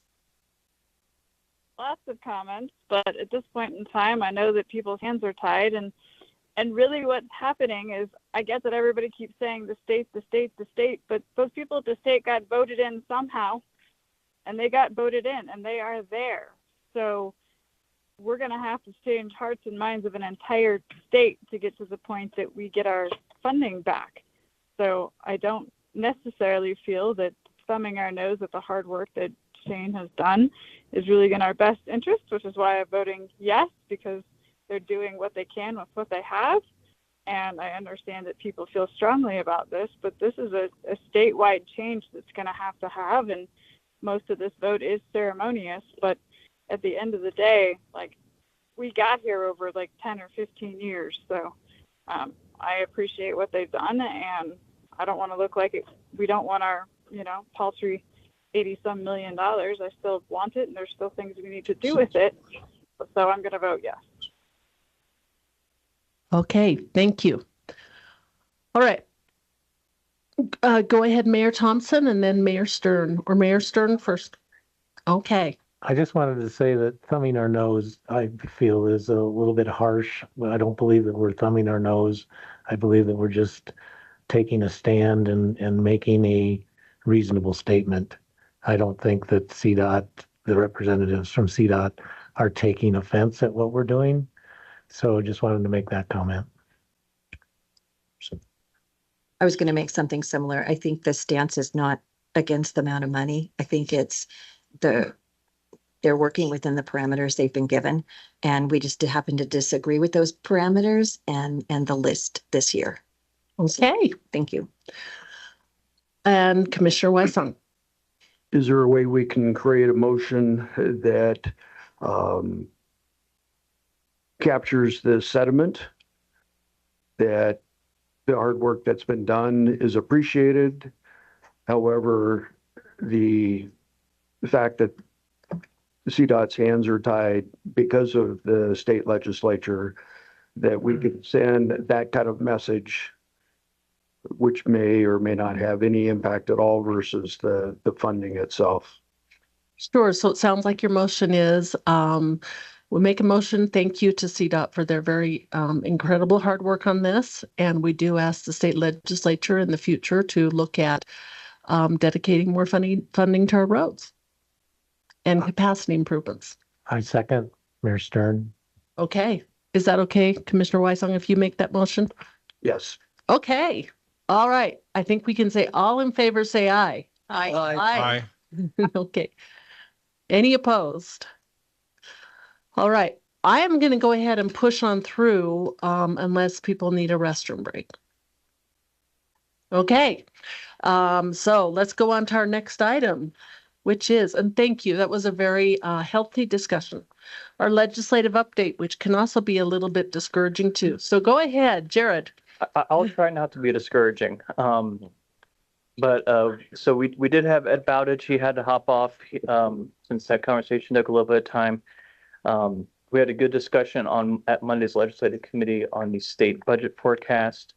Happy to go into any of that. We do have it pulled up on the screen of what Ed sent a couple weeks ago when the legislative forecast came out. Do we think that there's going to be a special session? So he did text back and he has not heard anything beyond Monday, which is that there's strong rumors of a special session. However, nothing beyond discussion of a special session. I will just kind of say it was Chairman of the Joint Budget Committee, Senator Bridges, who said that he was planning on a special session. That came out in a statement last week, but again, no dates, no scope, no nothing like that. So.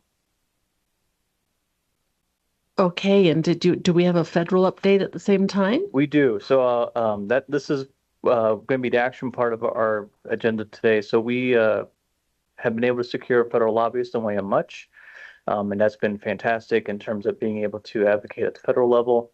And in this process, we have been looking at bills, and we're bringing for consideration some bills to take positions on.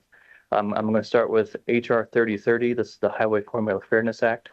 This would require the Secretary of Transportation to complete a study regarding updating the federal highway formula to account for population. And it already accounts for population. The problem is it's based on the 2000 census, not the 2020 census.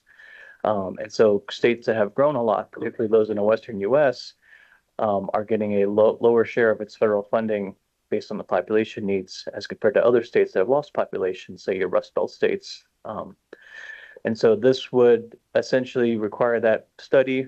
Some background on this, Senator Kelly from Arizona requested a GAO study to look at the highway formula funding. And essentially that GAO study looked at everything but population. And so this is essentially the way to force, like, no, we need to look at population as a metric in this highway formula funding. This is coming sponsorship from a Democrat and Republican in the House, Stanton from Arizona, Gonzalez from Texas. And this has right now been assigned to the Subcommittee on Highways and Transit within the House Transportation and Infrastructure Committee. I'll note on this one, we are trying to make some inroads on that subcommittee. Representative Hurd is on that committee, and it's been a long time since we've had a member of the Colorado delegation in the transportation committees. And so we're working to set up a meeting with the congressman's staff to identify why this is important and why we feel this is important. So that's the first bill recommending a support position on. The next two bills are companion bills, so they're the same bills, so I'll talk them at the same time. That's the Rural Veterans Transportation and Care Act. Of note, this is a bill that Congresswoman Pedersen is an original sponsor on the House side. What this would do, it would expand and make permanent a Veterans Affairs grant program that provides medical transportation for veterans and allows county veteran service organizations to be eligible for these grants. Like I said, it's been introduced in both chambers, and right now it's going through that process, but nothing further than that. And if we scroll down a little bit, HR 502, this is the Protecting Infrastructure Investments for Rural America Act. This would apply to the non-MPO jurisdictions. So looking at those who are members of the Central Front Range TPR, this essentially allows more flexibility in using the Rural Surface Transportation Grant Program, and also adds another category for what they are going to label small communities, which are those communities with a population of 5,000 or less. Doesn't change the grant program funding at all, but it does allow for more flexibility in using those funds, allows for higher or lower match on the local side for those projects. I will say in terms of the wording, we had a good discussion on Monday. Anything that's going to make an impact on economic development is something that I think would score highly the way that they've suggested to change this grant program. So those are the three bills that we're looking at a support position on. I want to say this last one in the monitor, this is S2120. From Monday to today, we have gotten the bill text. So I think staff is still recommending a monitor position on this. On Monday, we thought this was the Older Americans Act reauthorization bill. Yesterday morning, we got the bill text, and it is the Older Americans Act reauthorization bill. It is 90 pages, and I think we would want to make sure before we jump to a position, make sure it is what we want it to be, or if we need to make or recommend any changes to that. So those are the bills for positioning, opening a discussion, happy answering questions as best as I can. Do we have any questions or comments? Online? Okay. This time I remembered. Okay, with that, I will take a motion to, for support for those first three bills. Mayor Dixon, I'd like to move that we approve the recommendations as presented in our packet. For the Okay, bills. and a second. I'll second John Graham. All right. All in favor, say aye. Aye. Aye. Any opposed? Okay, and I will remind everyone who would like to go, there is a chamber trip to Washington, D.C. in September. It's a lot of fun, a good networking event, but it is also time to speak to your congressmen and congresswomen. And it's a good time to bring these bills up. So, and call the Colorado Springs Chamber to make that healthy payment if you want to go. Madam, Yeah, go ahead. just one more thing on the federal side. Just wanted to make it as a FYI. I think you all received emails from Andy. You received emails in other ways as well, but just we included in the packet the state revolving fund letter that we sent a couple of weeks ago. Sent it out broad and wide, literally about 100 different senators and representatives. That is basically everyone on the appropriations committees for both the House and Senate side, as well as our local delegation. I will say the status of those hearings have been pushed back. Appropriations took a week off after having to work last week on the House side. And so we don't have an idea when that will actually be heard in the appropriations side of the House. Senate had not scheduled anything yet. For awareness, we did also CC separately all of the district managers that operate sanitation districts in our region, as well as if they had published board rosters, we also sent it to their board of directors as well. In addition to our Water Quality Management Committee. So I just want to let you know that that went out, and we're trying to advocate to protect that funding for the state revolving fund.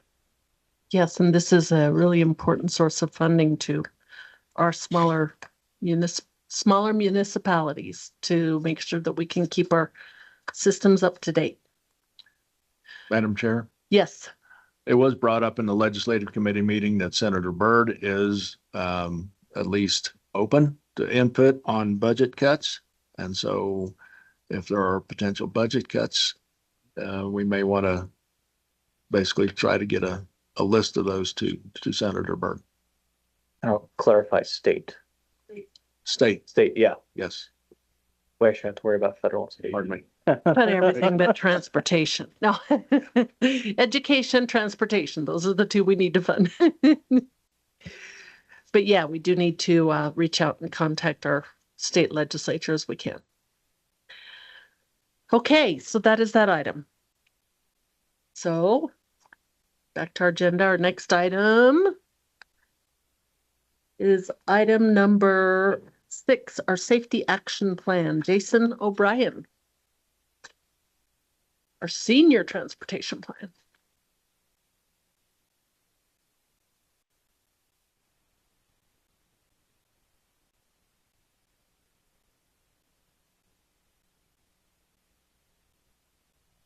Our regional safety action plan, which is a specific type of plan that's done under the federal Safe Streets for All program. So over the past few years, there have been some excellent traffic safety projects and studies done in the Pikes Peak area. But regionally, we've sort of been missing a project that gives the full measure. So all the way through from comprehensive data analysis to implementation strategies to specific projects that are tied to specific funding sources. So the Safe Streets for All program offers this opportunity with kind of a 1-2 punch. So first, there's federal funding for creating these comprehensive traffic safety plans. And then with the adopted plans, the listed projects become eligible for construction funds under the program. So it kind of takes you all the way through. Much of the Front Range of Colorado is or will be covered under one of these plans sponsored by various jurisdictions and entities. Locally, Colorado Springs and the city of Fountain are currently conducting these types of plans. So that's as we speak. As the regional organization, we want to make sure everybody gets a bite at the apple, including our smaller cities and our rural areas. So the city of Woodland Park and PPACG have partnered to conduct a regional plan that has the full coverage of our Council of Governments area. So everybody from Fairplay and Park County to Manitou Springs to East El Paso County and everybody else. The firm of Felsberg, Holt & Ullevig was hired, I believe, late last year to lead the regional plan. They've successfully completed several of these plans for jurisdictions in Colorado that span the spectrum as far as safety goals and political sentiment and other factors. And we appreciate that so far they've been pretty versatile in conducting this plan for our unique region. Work began early this year, and we need to wrap up by next spring to meet certain deadlines. So we're approaching the midpoint soon. Just wanted to check in with this board and get your comments and any guidance you may have. We are in the process of talking with the staff of all of our member governments. We're going to connect with everybody, as well as regional partners like our military installations and major colleges.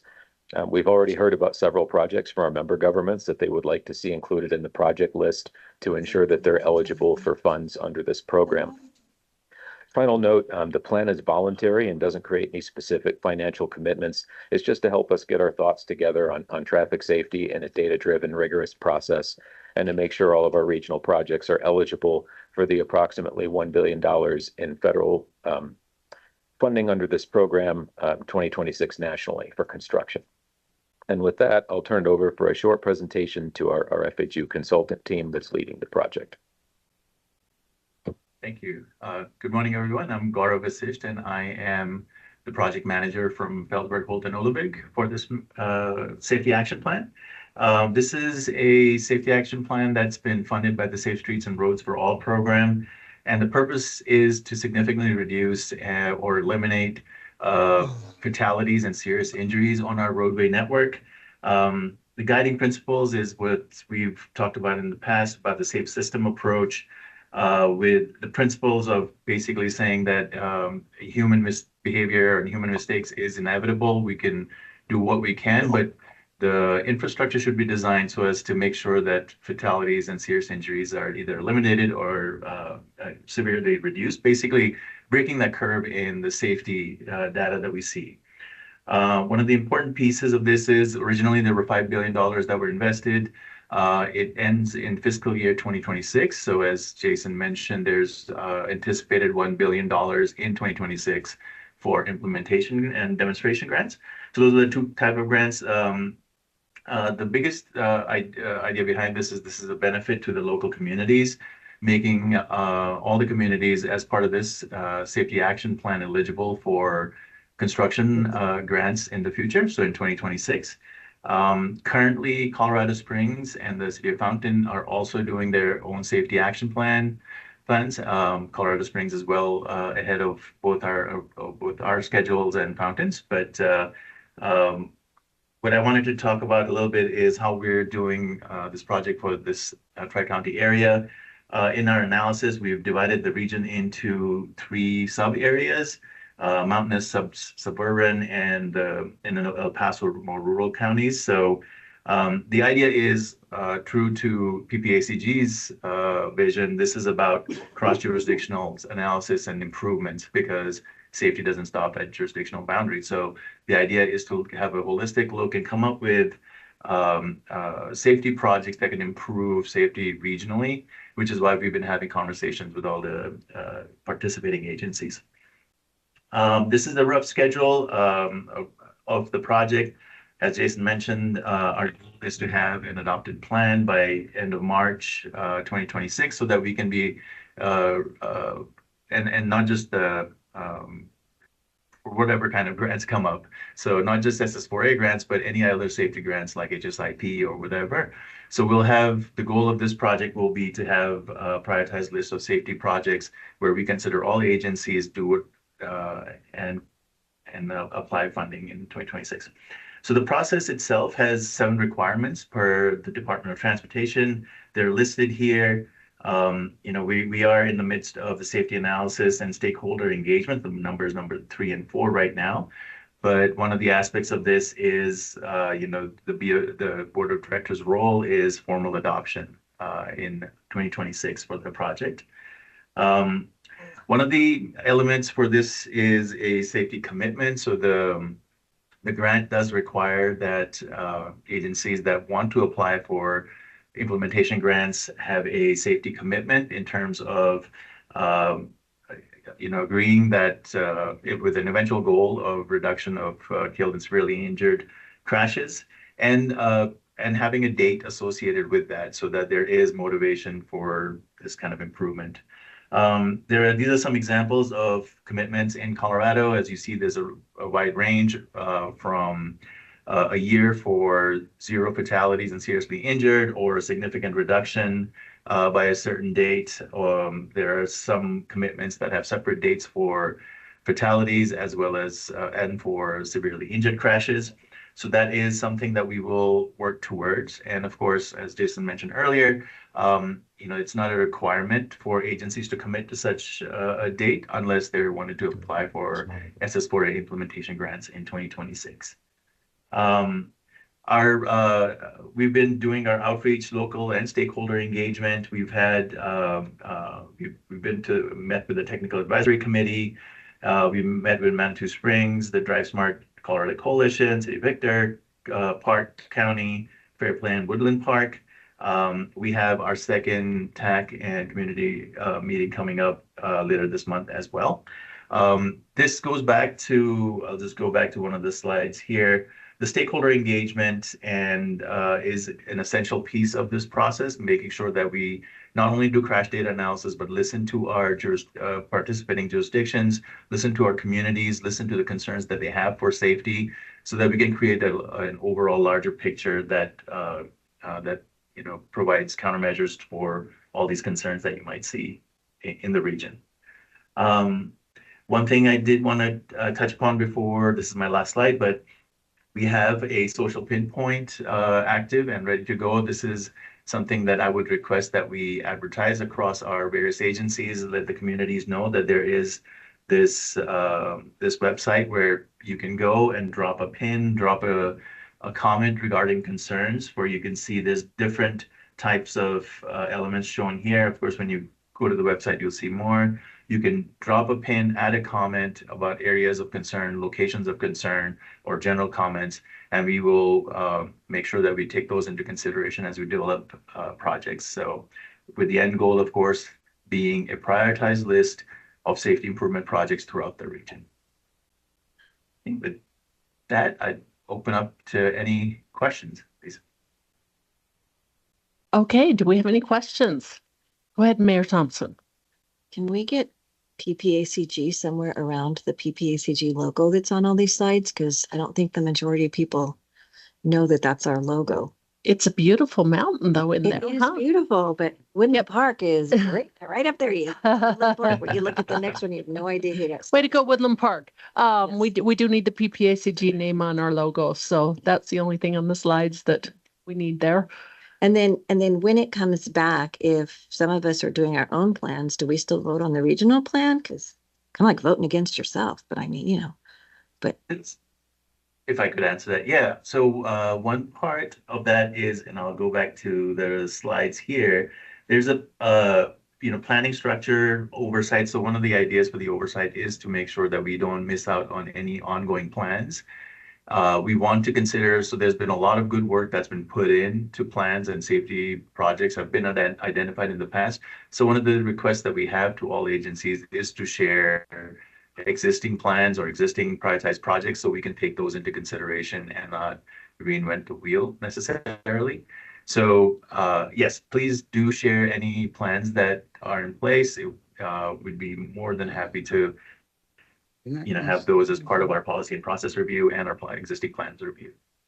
Yeah, okay, I appreciate that, but that wasn't my question. Oh, I'm sorry, I misunderstood. I can add a little bit in that we are coordinating with Colorado Springs team and the Fountain Project team to try to avoid inconsistencies, any sort of unnecessary I don't know, we're trying to avoid competitive situations, and if there were something like that, it wouldn't be the nature that we're used to, where we sort of have a pool of funds for the region, and then there's competition and prioritization within the region. You might say theoretically there could be competition, but it would be only in a very, very indirect and watered down sense, because the pool is national. So we would still vote as a member of this body, even though we might be. That was my question. Yeah, okay. Because the plan would need to be adopted by PPACG, this board. So definitely. And back to the squares of where you had the goals from some of the other cities that had already submitted theirs. If we can go back to, or forward, wherever, to that slide. Yeah, that one. I really like the one from Mesa County the best, because it has an achievable goal And I'd like to see a plan done with an achievable goal, not just, I mean, we want 0 deaths and 0 injuries. That's a great goal, but it's not attainable and you can't quantify it in any way. So if we come up with a goal similar to that, I would like to see it be something that we can measure. Yes, I'd like to see it be a reduction and not 0 because I'm still driving and my keys don't get taken away for another 12 years. So to have 0 accidents or I don't do serious injuries, but to have 0 accidents would be really a problem. And then, Gaurav, can I ask you, is 0 an absolute requirement under this program? I'm sorry, could you repeat that, Jason? Is having a goal of 0 deaths an absolute requirement under this program, even if the timeline is not specified and even if there's obviously no penalty for not achieving it? Yeah. No, that's not a requirement. So you can have a target date to reach 0 or one or more targets to achieve significant declines in roadway fatalities and serious injuries. So it does not need to be, so there is a commitment in a larger commitment to 0, and then you can have a secondary commitment to a significant reduction, like Mesa County at 50% or something along those lines by a certain date. And then Mayor Pro Tem Schall has his hand raised. Yeah, hi, thanks for the opportunity to speak on this. There's something that I've brought up before in previous meetings. Regardless what hopes and dreams we may have on safety on the roads and stuff, before I make this next statement, let me make it clear. I do commend our officers in blue on the job that they do. They go out and they risk their lives and everything every day. They do what they can to try and keep the roads safe. But here again, if they are not fully supported by the district attorney's office with proper prosecutions, nobody's going to pay attention to whatever laws or guidelines that we may vote for or put in place.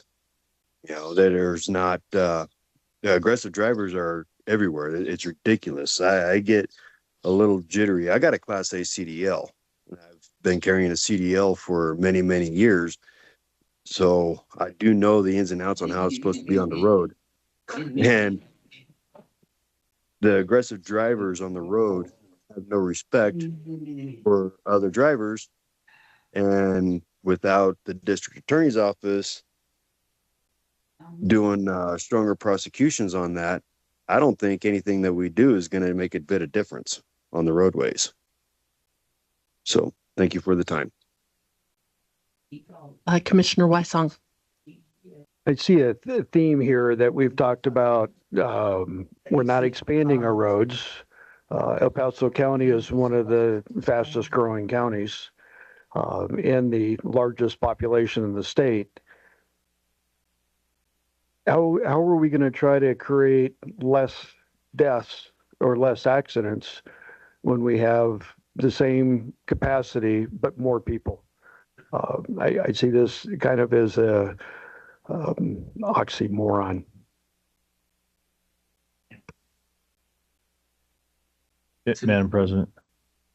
Go ahead, Councilmember Donaldson. If there was going to be a response, I'll wait for that though.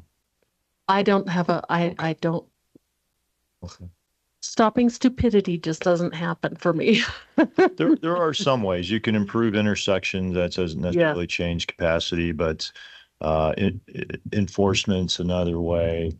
There's lots of little things you can do. I agree with your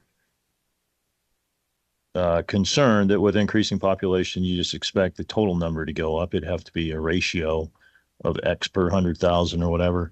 But there are some things that that can be done. But it immediately jumped out to me too that going for a goal of 0. I mean, some people commit suicide behind the wheel. They intentionally drive into a fixed object to kill themselves. You're going to have a hard time stopping that. So, Mayor Dixon. So I came out of an industry that obviously had to deal with safety a lot under the Federal Aviation Administration. 0 is not attainable, period. It's just not. You can get there for a while. The the airplanes were getting, especially commercial, were getting incredibly close. But even then, obtaining zero is just, you can't do it. And especially when you start rolling into individually controlled small aircraft, it's just not an obtainable number. And the only way to really, you know, one of the ways, I won't say the only way, one of the ways is, you know, you're going to probably have to force self-driving cars, basically, you know, to get the human element out of it.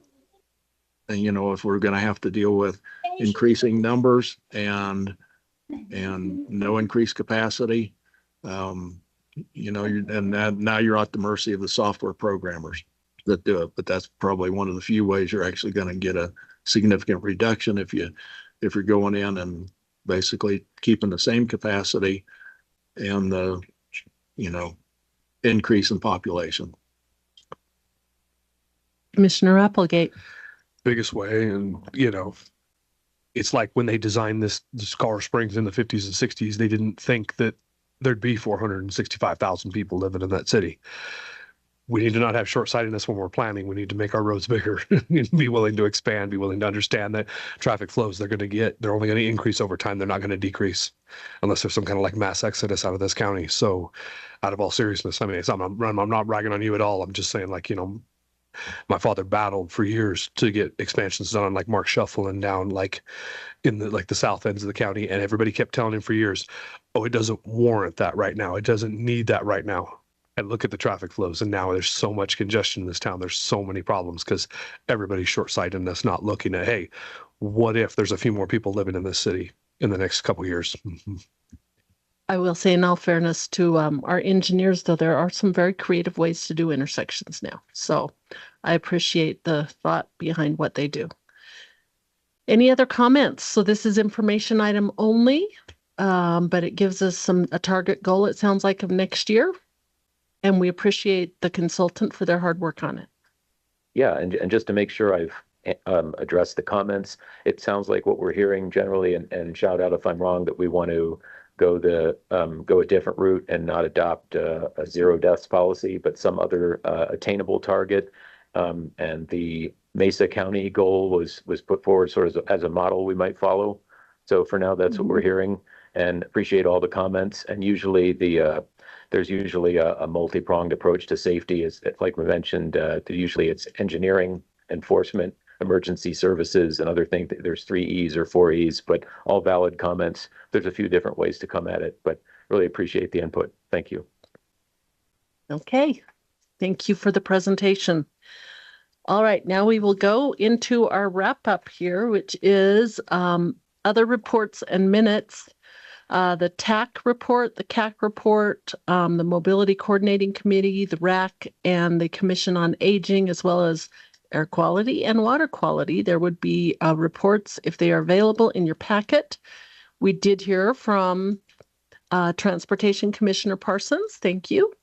And then as far as the Statewide Transportation Advisory Committee update, we did not have anything on the agenda to meet this month, so we did not meet, and we'll be meeting in August. And Front Range Passenger Rail, Mayor LeKind, you're on that now. Have you have you attended a meeting yet? Is that what did we put Mayor LeKind on Front Range? Yes, and there's not been a meeting. Okay. I have something coming up. I think it's a one-on-one just to meet them, but yeah, I have nothing to report. Okay, thank you for that.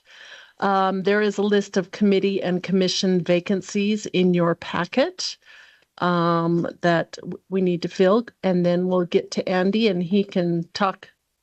You can take both item K and L. Okay, very good. Did we want to get an update? John Hall, I think, was ready to give a brief update on the CDOT projects in the list, or did we gloss over? Come on up, John. No, we love having John come John up. First, and then... Yeah, come on up, John. I forgot about that. Hey, Holly, before he jumps in, the next meeting for the Front Range Passenger Rail District is the 25th. Thank you very much. We appreciate that. I think I can make this very brief too. We really don't have any significant changes to projects. Active projects in PPACG still Powers Airport, Fillmore to Garden of the Gods. Both of those projects are moving into a nice aggressive phase of work.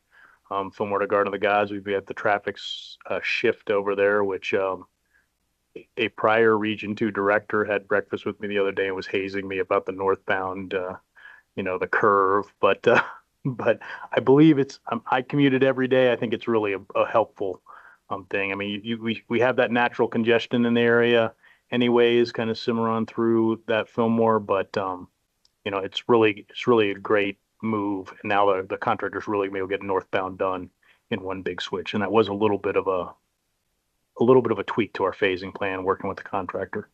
So 115 resurfacing Nelson Boulevard through Brookside is is underway. We've got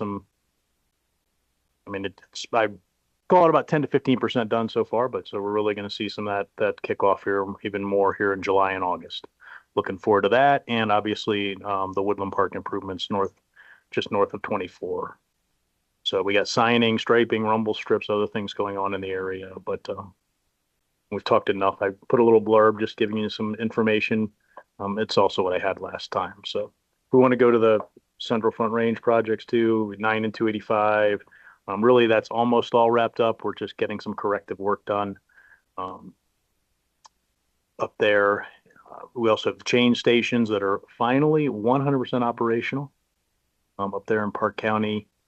This resurfacing project just west of Woodland Park, obviously, and 285 up in Bailey. So I'm just here for any questions. So cut it off there. Yes. Mayor Graham. Question, thank you. And John, I think we'd exchange an email or two on this, but I have concerns about Highway 24 immediately east of the Williams Canyon Bridge. That'd be between mileposts 299 and 298 in Manitou Springs. And there's been some washout alongside the eastbound roads. It's to the point now where the bottom of the guardrail supports are exposed. So we've had, I think there's probably a 4 or 5 foot gully in there now. That's concerning because that carries a tremendous amount of traffic, as you probably know. So I think that it's an urgent condition. So if you could elevate that, I'd appreciate it. I will definitely check in again with my maintenance forces. I know that they're working in the canyon there over the last few weeks already with, I think, what they would deem a little bit higher priority with some of that rockfall stuff. That the rockfall that came in and actually encroached a little bit on eastbound 24 and things like that. But I will check in with them again. I don't have a further update exactly this morning for you on that, though. Great, thank you. Mm-hmm. Mayor Cave? Down the hill, yeah. I just wanted to give you some kudos. That project North 67 from 24 in Woodland Park, it's amazing to watch what they're doing there. They've got some huge concrete culvert going in and just amazing what they're doing. It's great to watch. I live just right there where that starts, and it's pretty cool to watch them. They're great, doing a great job. Thank you. Great, much appreciate that. Yeah, they're probably not, I wouldn't say, blowing it out away in terms of schedule quite yet, but they're making good progress, and we've just did a little phase tweaks on there too to kind of open things up, get traffic pushed over, and really give them a good productive work area right now to move forward with this first half of the construction work and the major drainage work. Major, yes, and it's actually moving quite well. Thank you. Thank you. Okay, thank you very much. All right, Andy, we're ready for your report. Great. Thank you, Madam Chair. And just a couple of items real quick. One is, and I'm going to actually, before I say the first 2 items, I'm going to send out a follow-up email to the board to get some feedback on dates, interest, and availability on these issues. But first one was going to see about holding an expanded board workshop. We've got the workshop calendar invites, hopefully on your calendars, on the Fridays before our board meetings, where we typically cover action items that are coming to that meeting.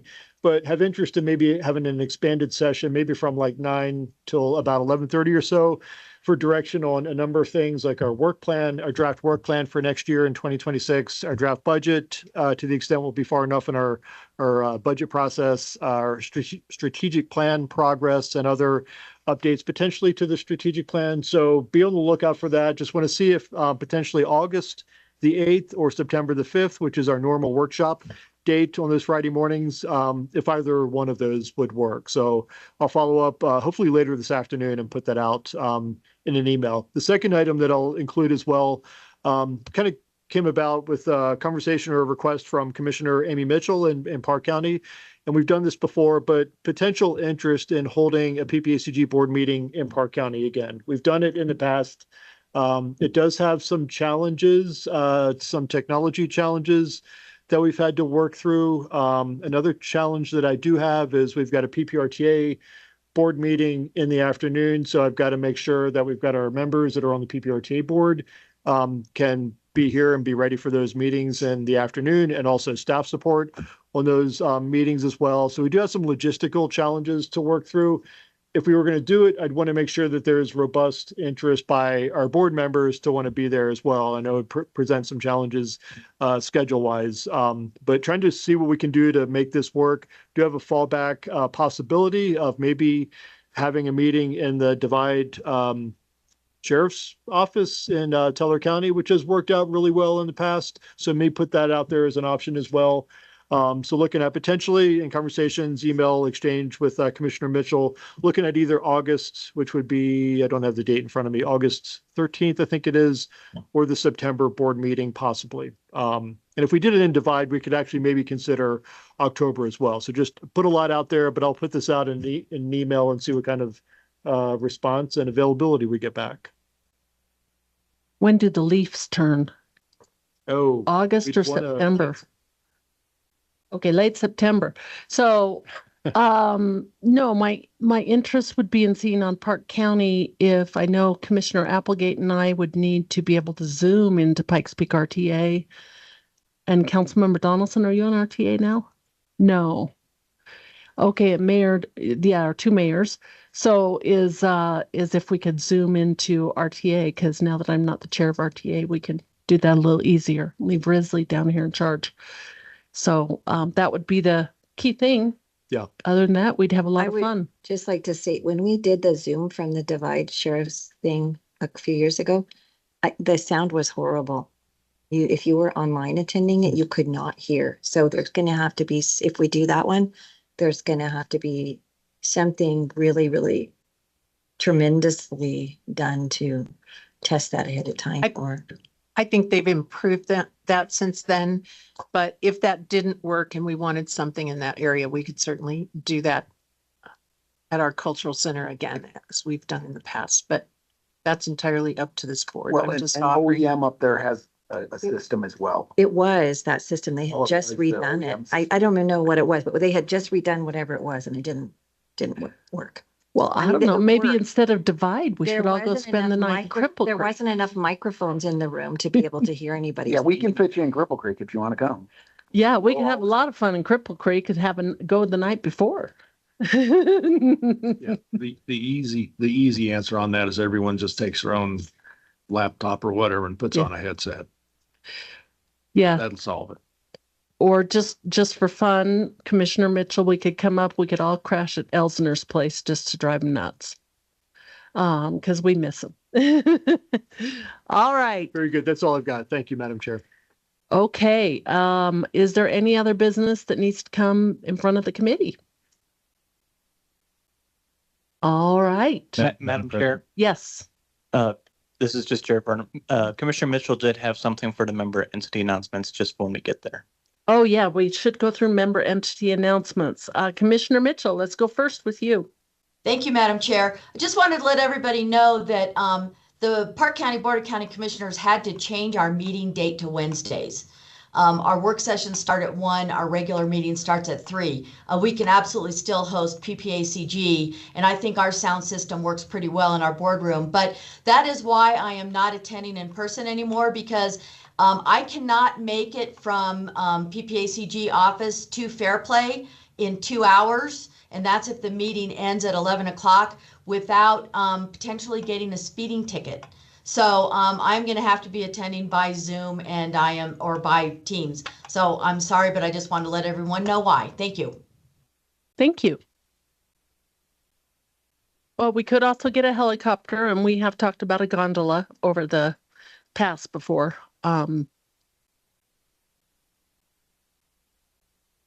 Okay, member entity announcements. Let's go around the table. Anyone?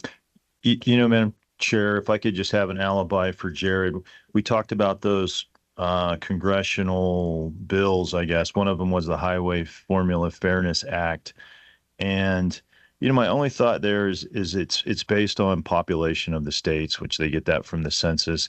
And we've seen where that can be inaccurate as far as citizens. You know, California kind of plays that game. They have a bunch of illegal aliens there, and it increases their number of representatives in Congress.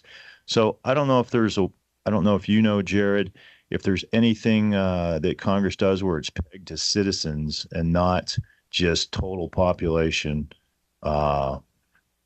That would be my recommendation. If there's a way to have the highway funds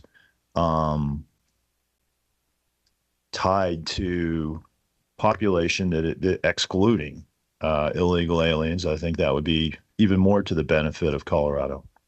So that's my good idea for the day. Thank you, ma'am. Okay. Any other member entity announcements?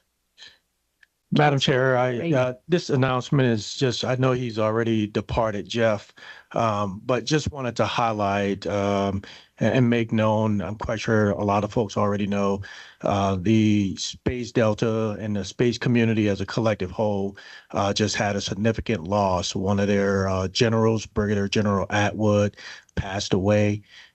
He was the commander or leader, I should say, of U.S. Space Command J2, which deals with a lot of national intelligence, was also the former Space Operations Command vice commander. He just passed away about a week ago, I believe exactly, it was June 28th. So just wanted to, I know he's already departed, but convey to the entire space community that our thoughts and prayers and condolences go out to the Atwood family and the entire space community. Thank you. Commissioner Applegate? Rodeo's going on right now, till the 12th. Mm-hmm. Come on out, get your tickets, come see it. Yeah. So, fun events last night. Mayor Graham? Nothing real. It's busy in Manitou, so if you need help with parking, I'm afraid I'm not much help. Okay. Thank you. Mayor Dixon? Well, the Green Box Arts Festival is coming to a close. The art display off the beaten path, that's the thing that's over the lake, went viral. The town did have to kind of recalibrate ourselves for the number of people that showed up. And no, we can't help with parking either. Okay. Mayor Thompson? We have a really cool event on Saturday in Fountain called Thunder in the Valley Car Show. Hundreds of car shows will be there, and at some point they turn their cars on and vroom, vroom. That's why it's called Thunder in the Valley. And it's free, and we have no issue with parking, and the parking is free. So come on down, and they'll have food vendors and a farmer's market at the same time and all that kind of stuff. It's just but it's guaranteed to be hot, so wear your hat. And don't leave your dogs in the car, please. Okay, everybody, this time of year, it's just too hot. Okay. Mayor Stern? I don't have anything new other than I believe we had a very successful 4th of July festival on the lake festivities, and I appreciate being a member of this board. It's like Commissioner Wysong said, it's a fire hose of information to begin with anyway. So thank you. Yes. Commissioner Wysong? Hetty, maybe I'm taking some of Mitch LeKind's thunder, but participated in the Monument 4th of July parade, second year, great opportunity. But coming up, starting on Saturday, the last day of the rodeo, then is the first day of the El Paso County Fair. And I challenge anyone to come on Monday because I'll be in the dunk tank. It's her chance to get. Okay, Mayor Pro Tem Shaw. Oh, I got a couple of things to announce. I don't know if you just heard the truck drive by just now. Our evaporation ponds are up and running after about almost an 8-year project that we've been planning and putting together. We are now up and running with it, and they are dismantling the old evaporation ponds right now as we speak. And second weekend of August, we are having Rama Days. We have tractor pulls and some little snack shacks that's going to be up. I believe we got a band scheduled for in the evening. So anybody that would like to come out and check it out, you're more than welcome. We'd love to have you. And there is no issue with parking. Just find a spot and park. Thank you. Thank you, Mayor Durham.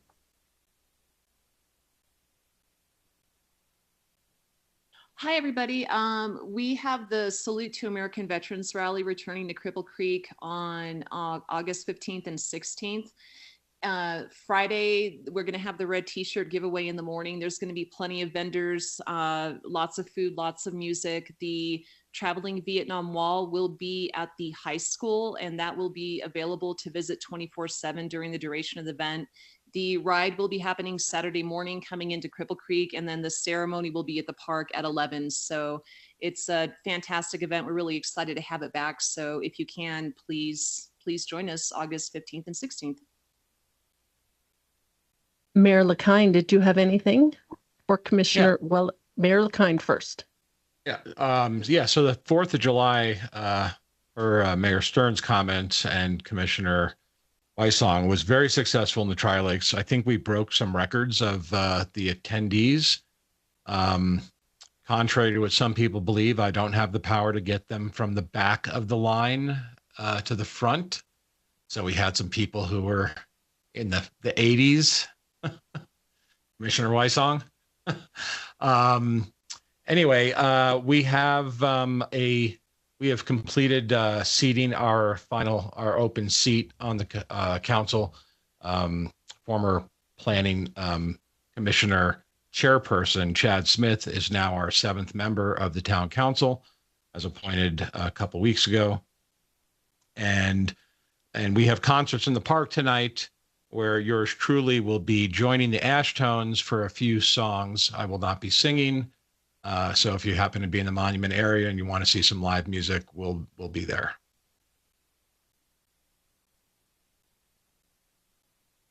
Mayor Thompson will play the tambourine.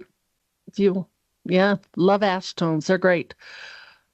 Commissioner Mitchell, did you have any events you wanted to announce? Yes, Madam Chair. Thank you. Park County County Fair. Our parade is this Saturday at 5 o'clock. And it goes for the full week. We will have Colorado Pro Rodeo at our Joe Lynch Arena at the fairgrounds Friday and Saturday night. And we have been voted the best venue for a rodeo at our fairgrounds because you can't beat the view. So if anyone wants to come watch great 4-H shows and enjoy the rodeo and music after, love to have you in Fair Play. Thank you. Okay, are there any further announcements? My commissioners covered both of mine. And, okay, no more member announcements. So are we up to adjournment? Okay, with that, we are adjourned. Thank you.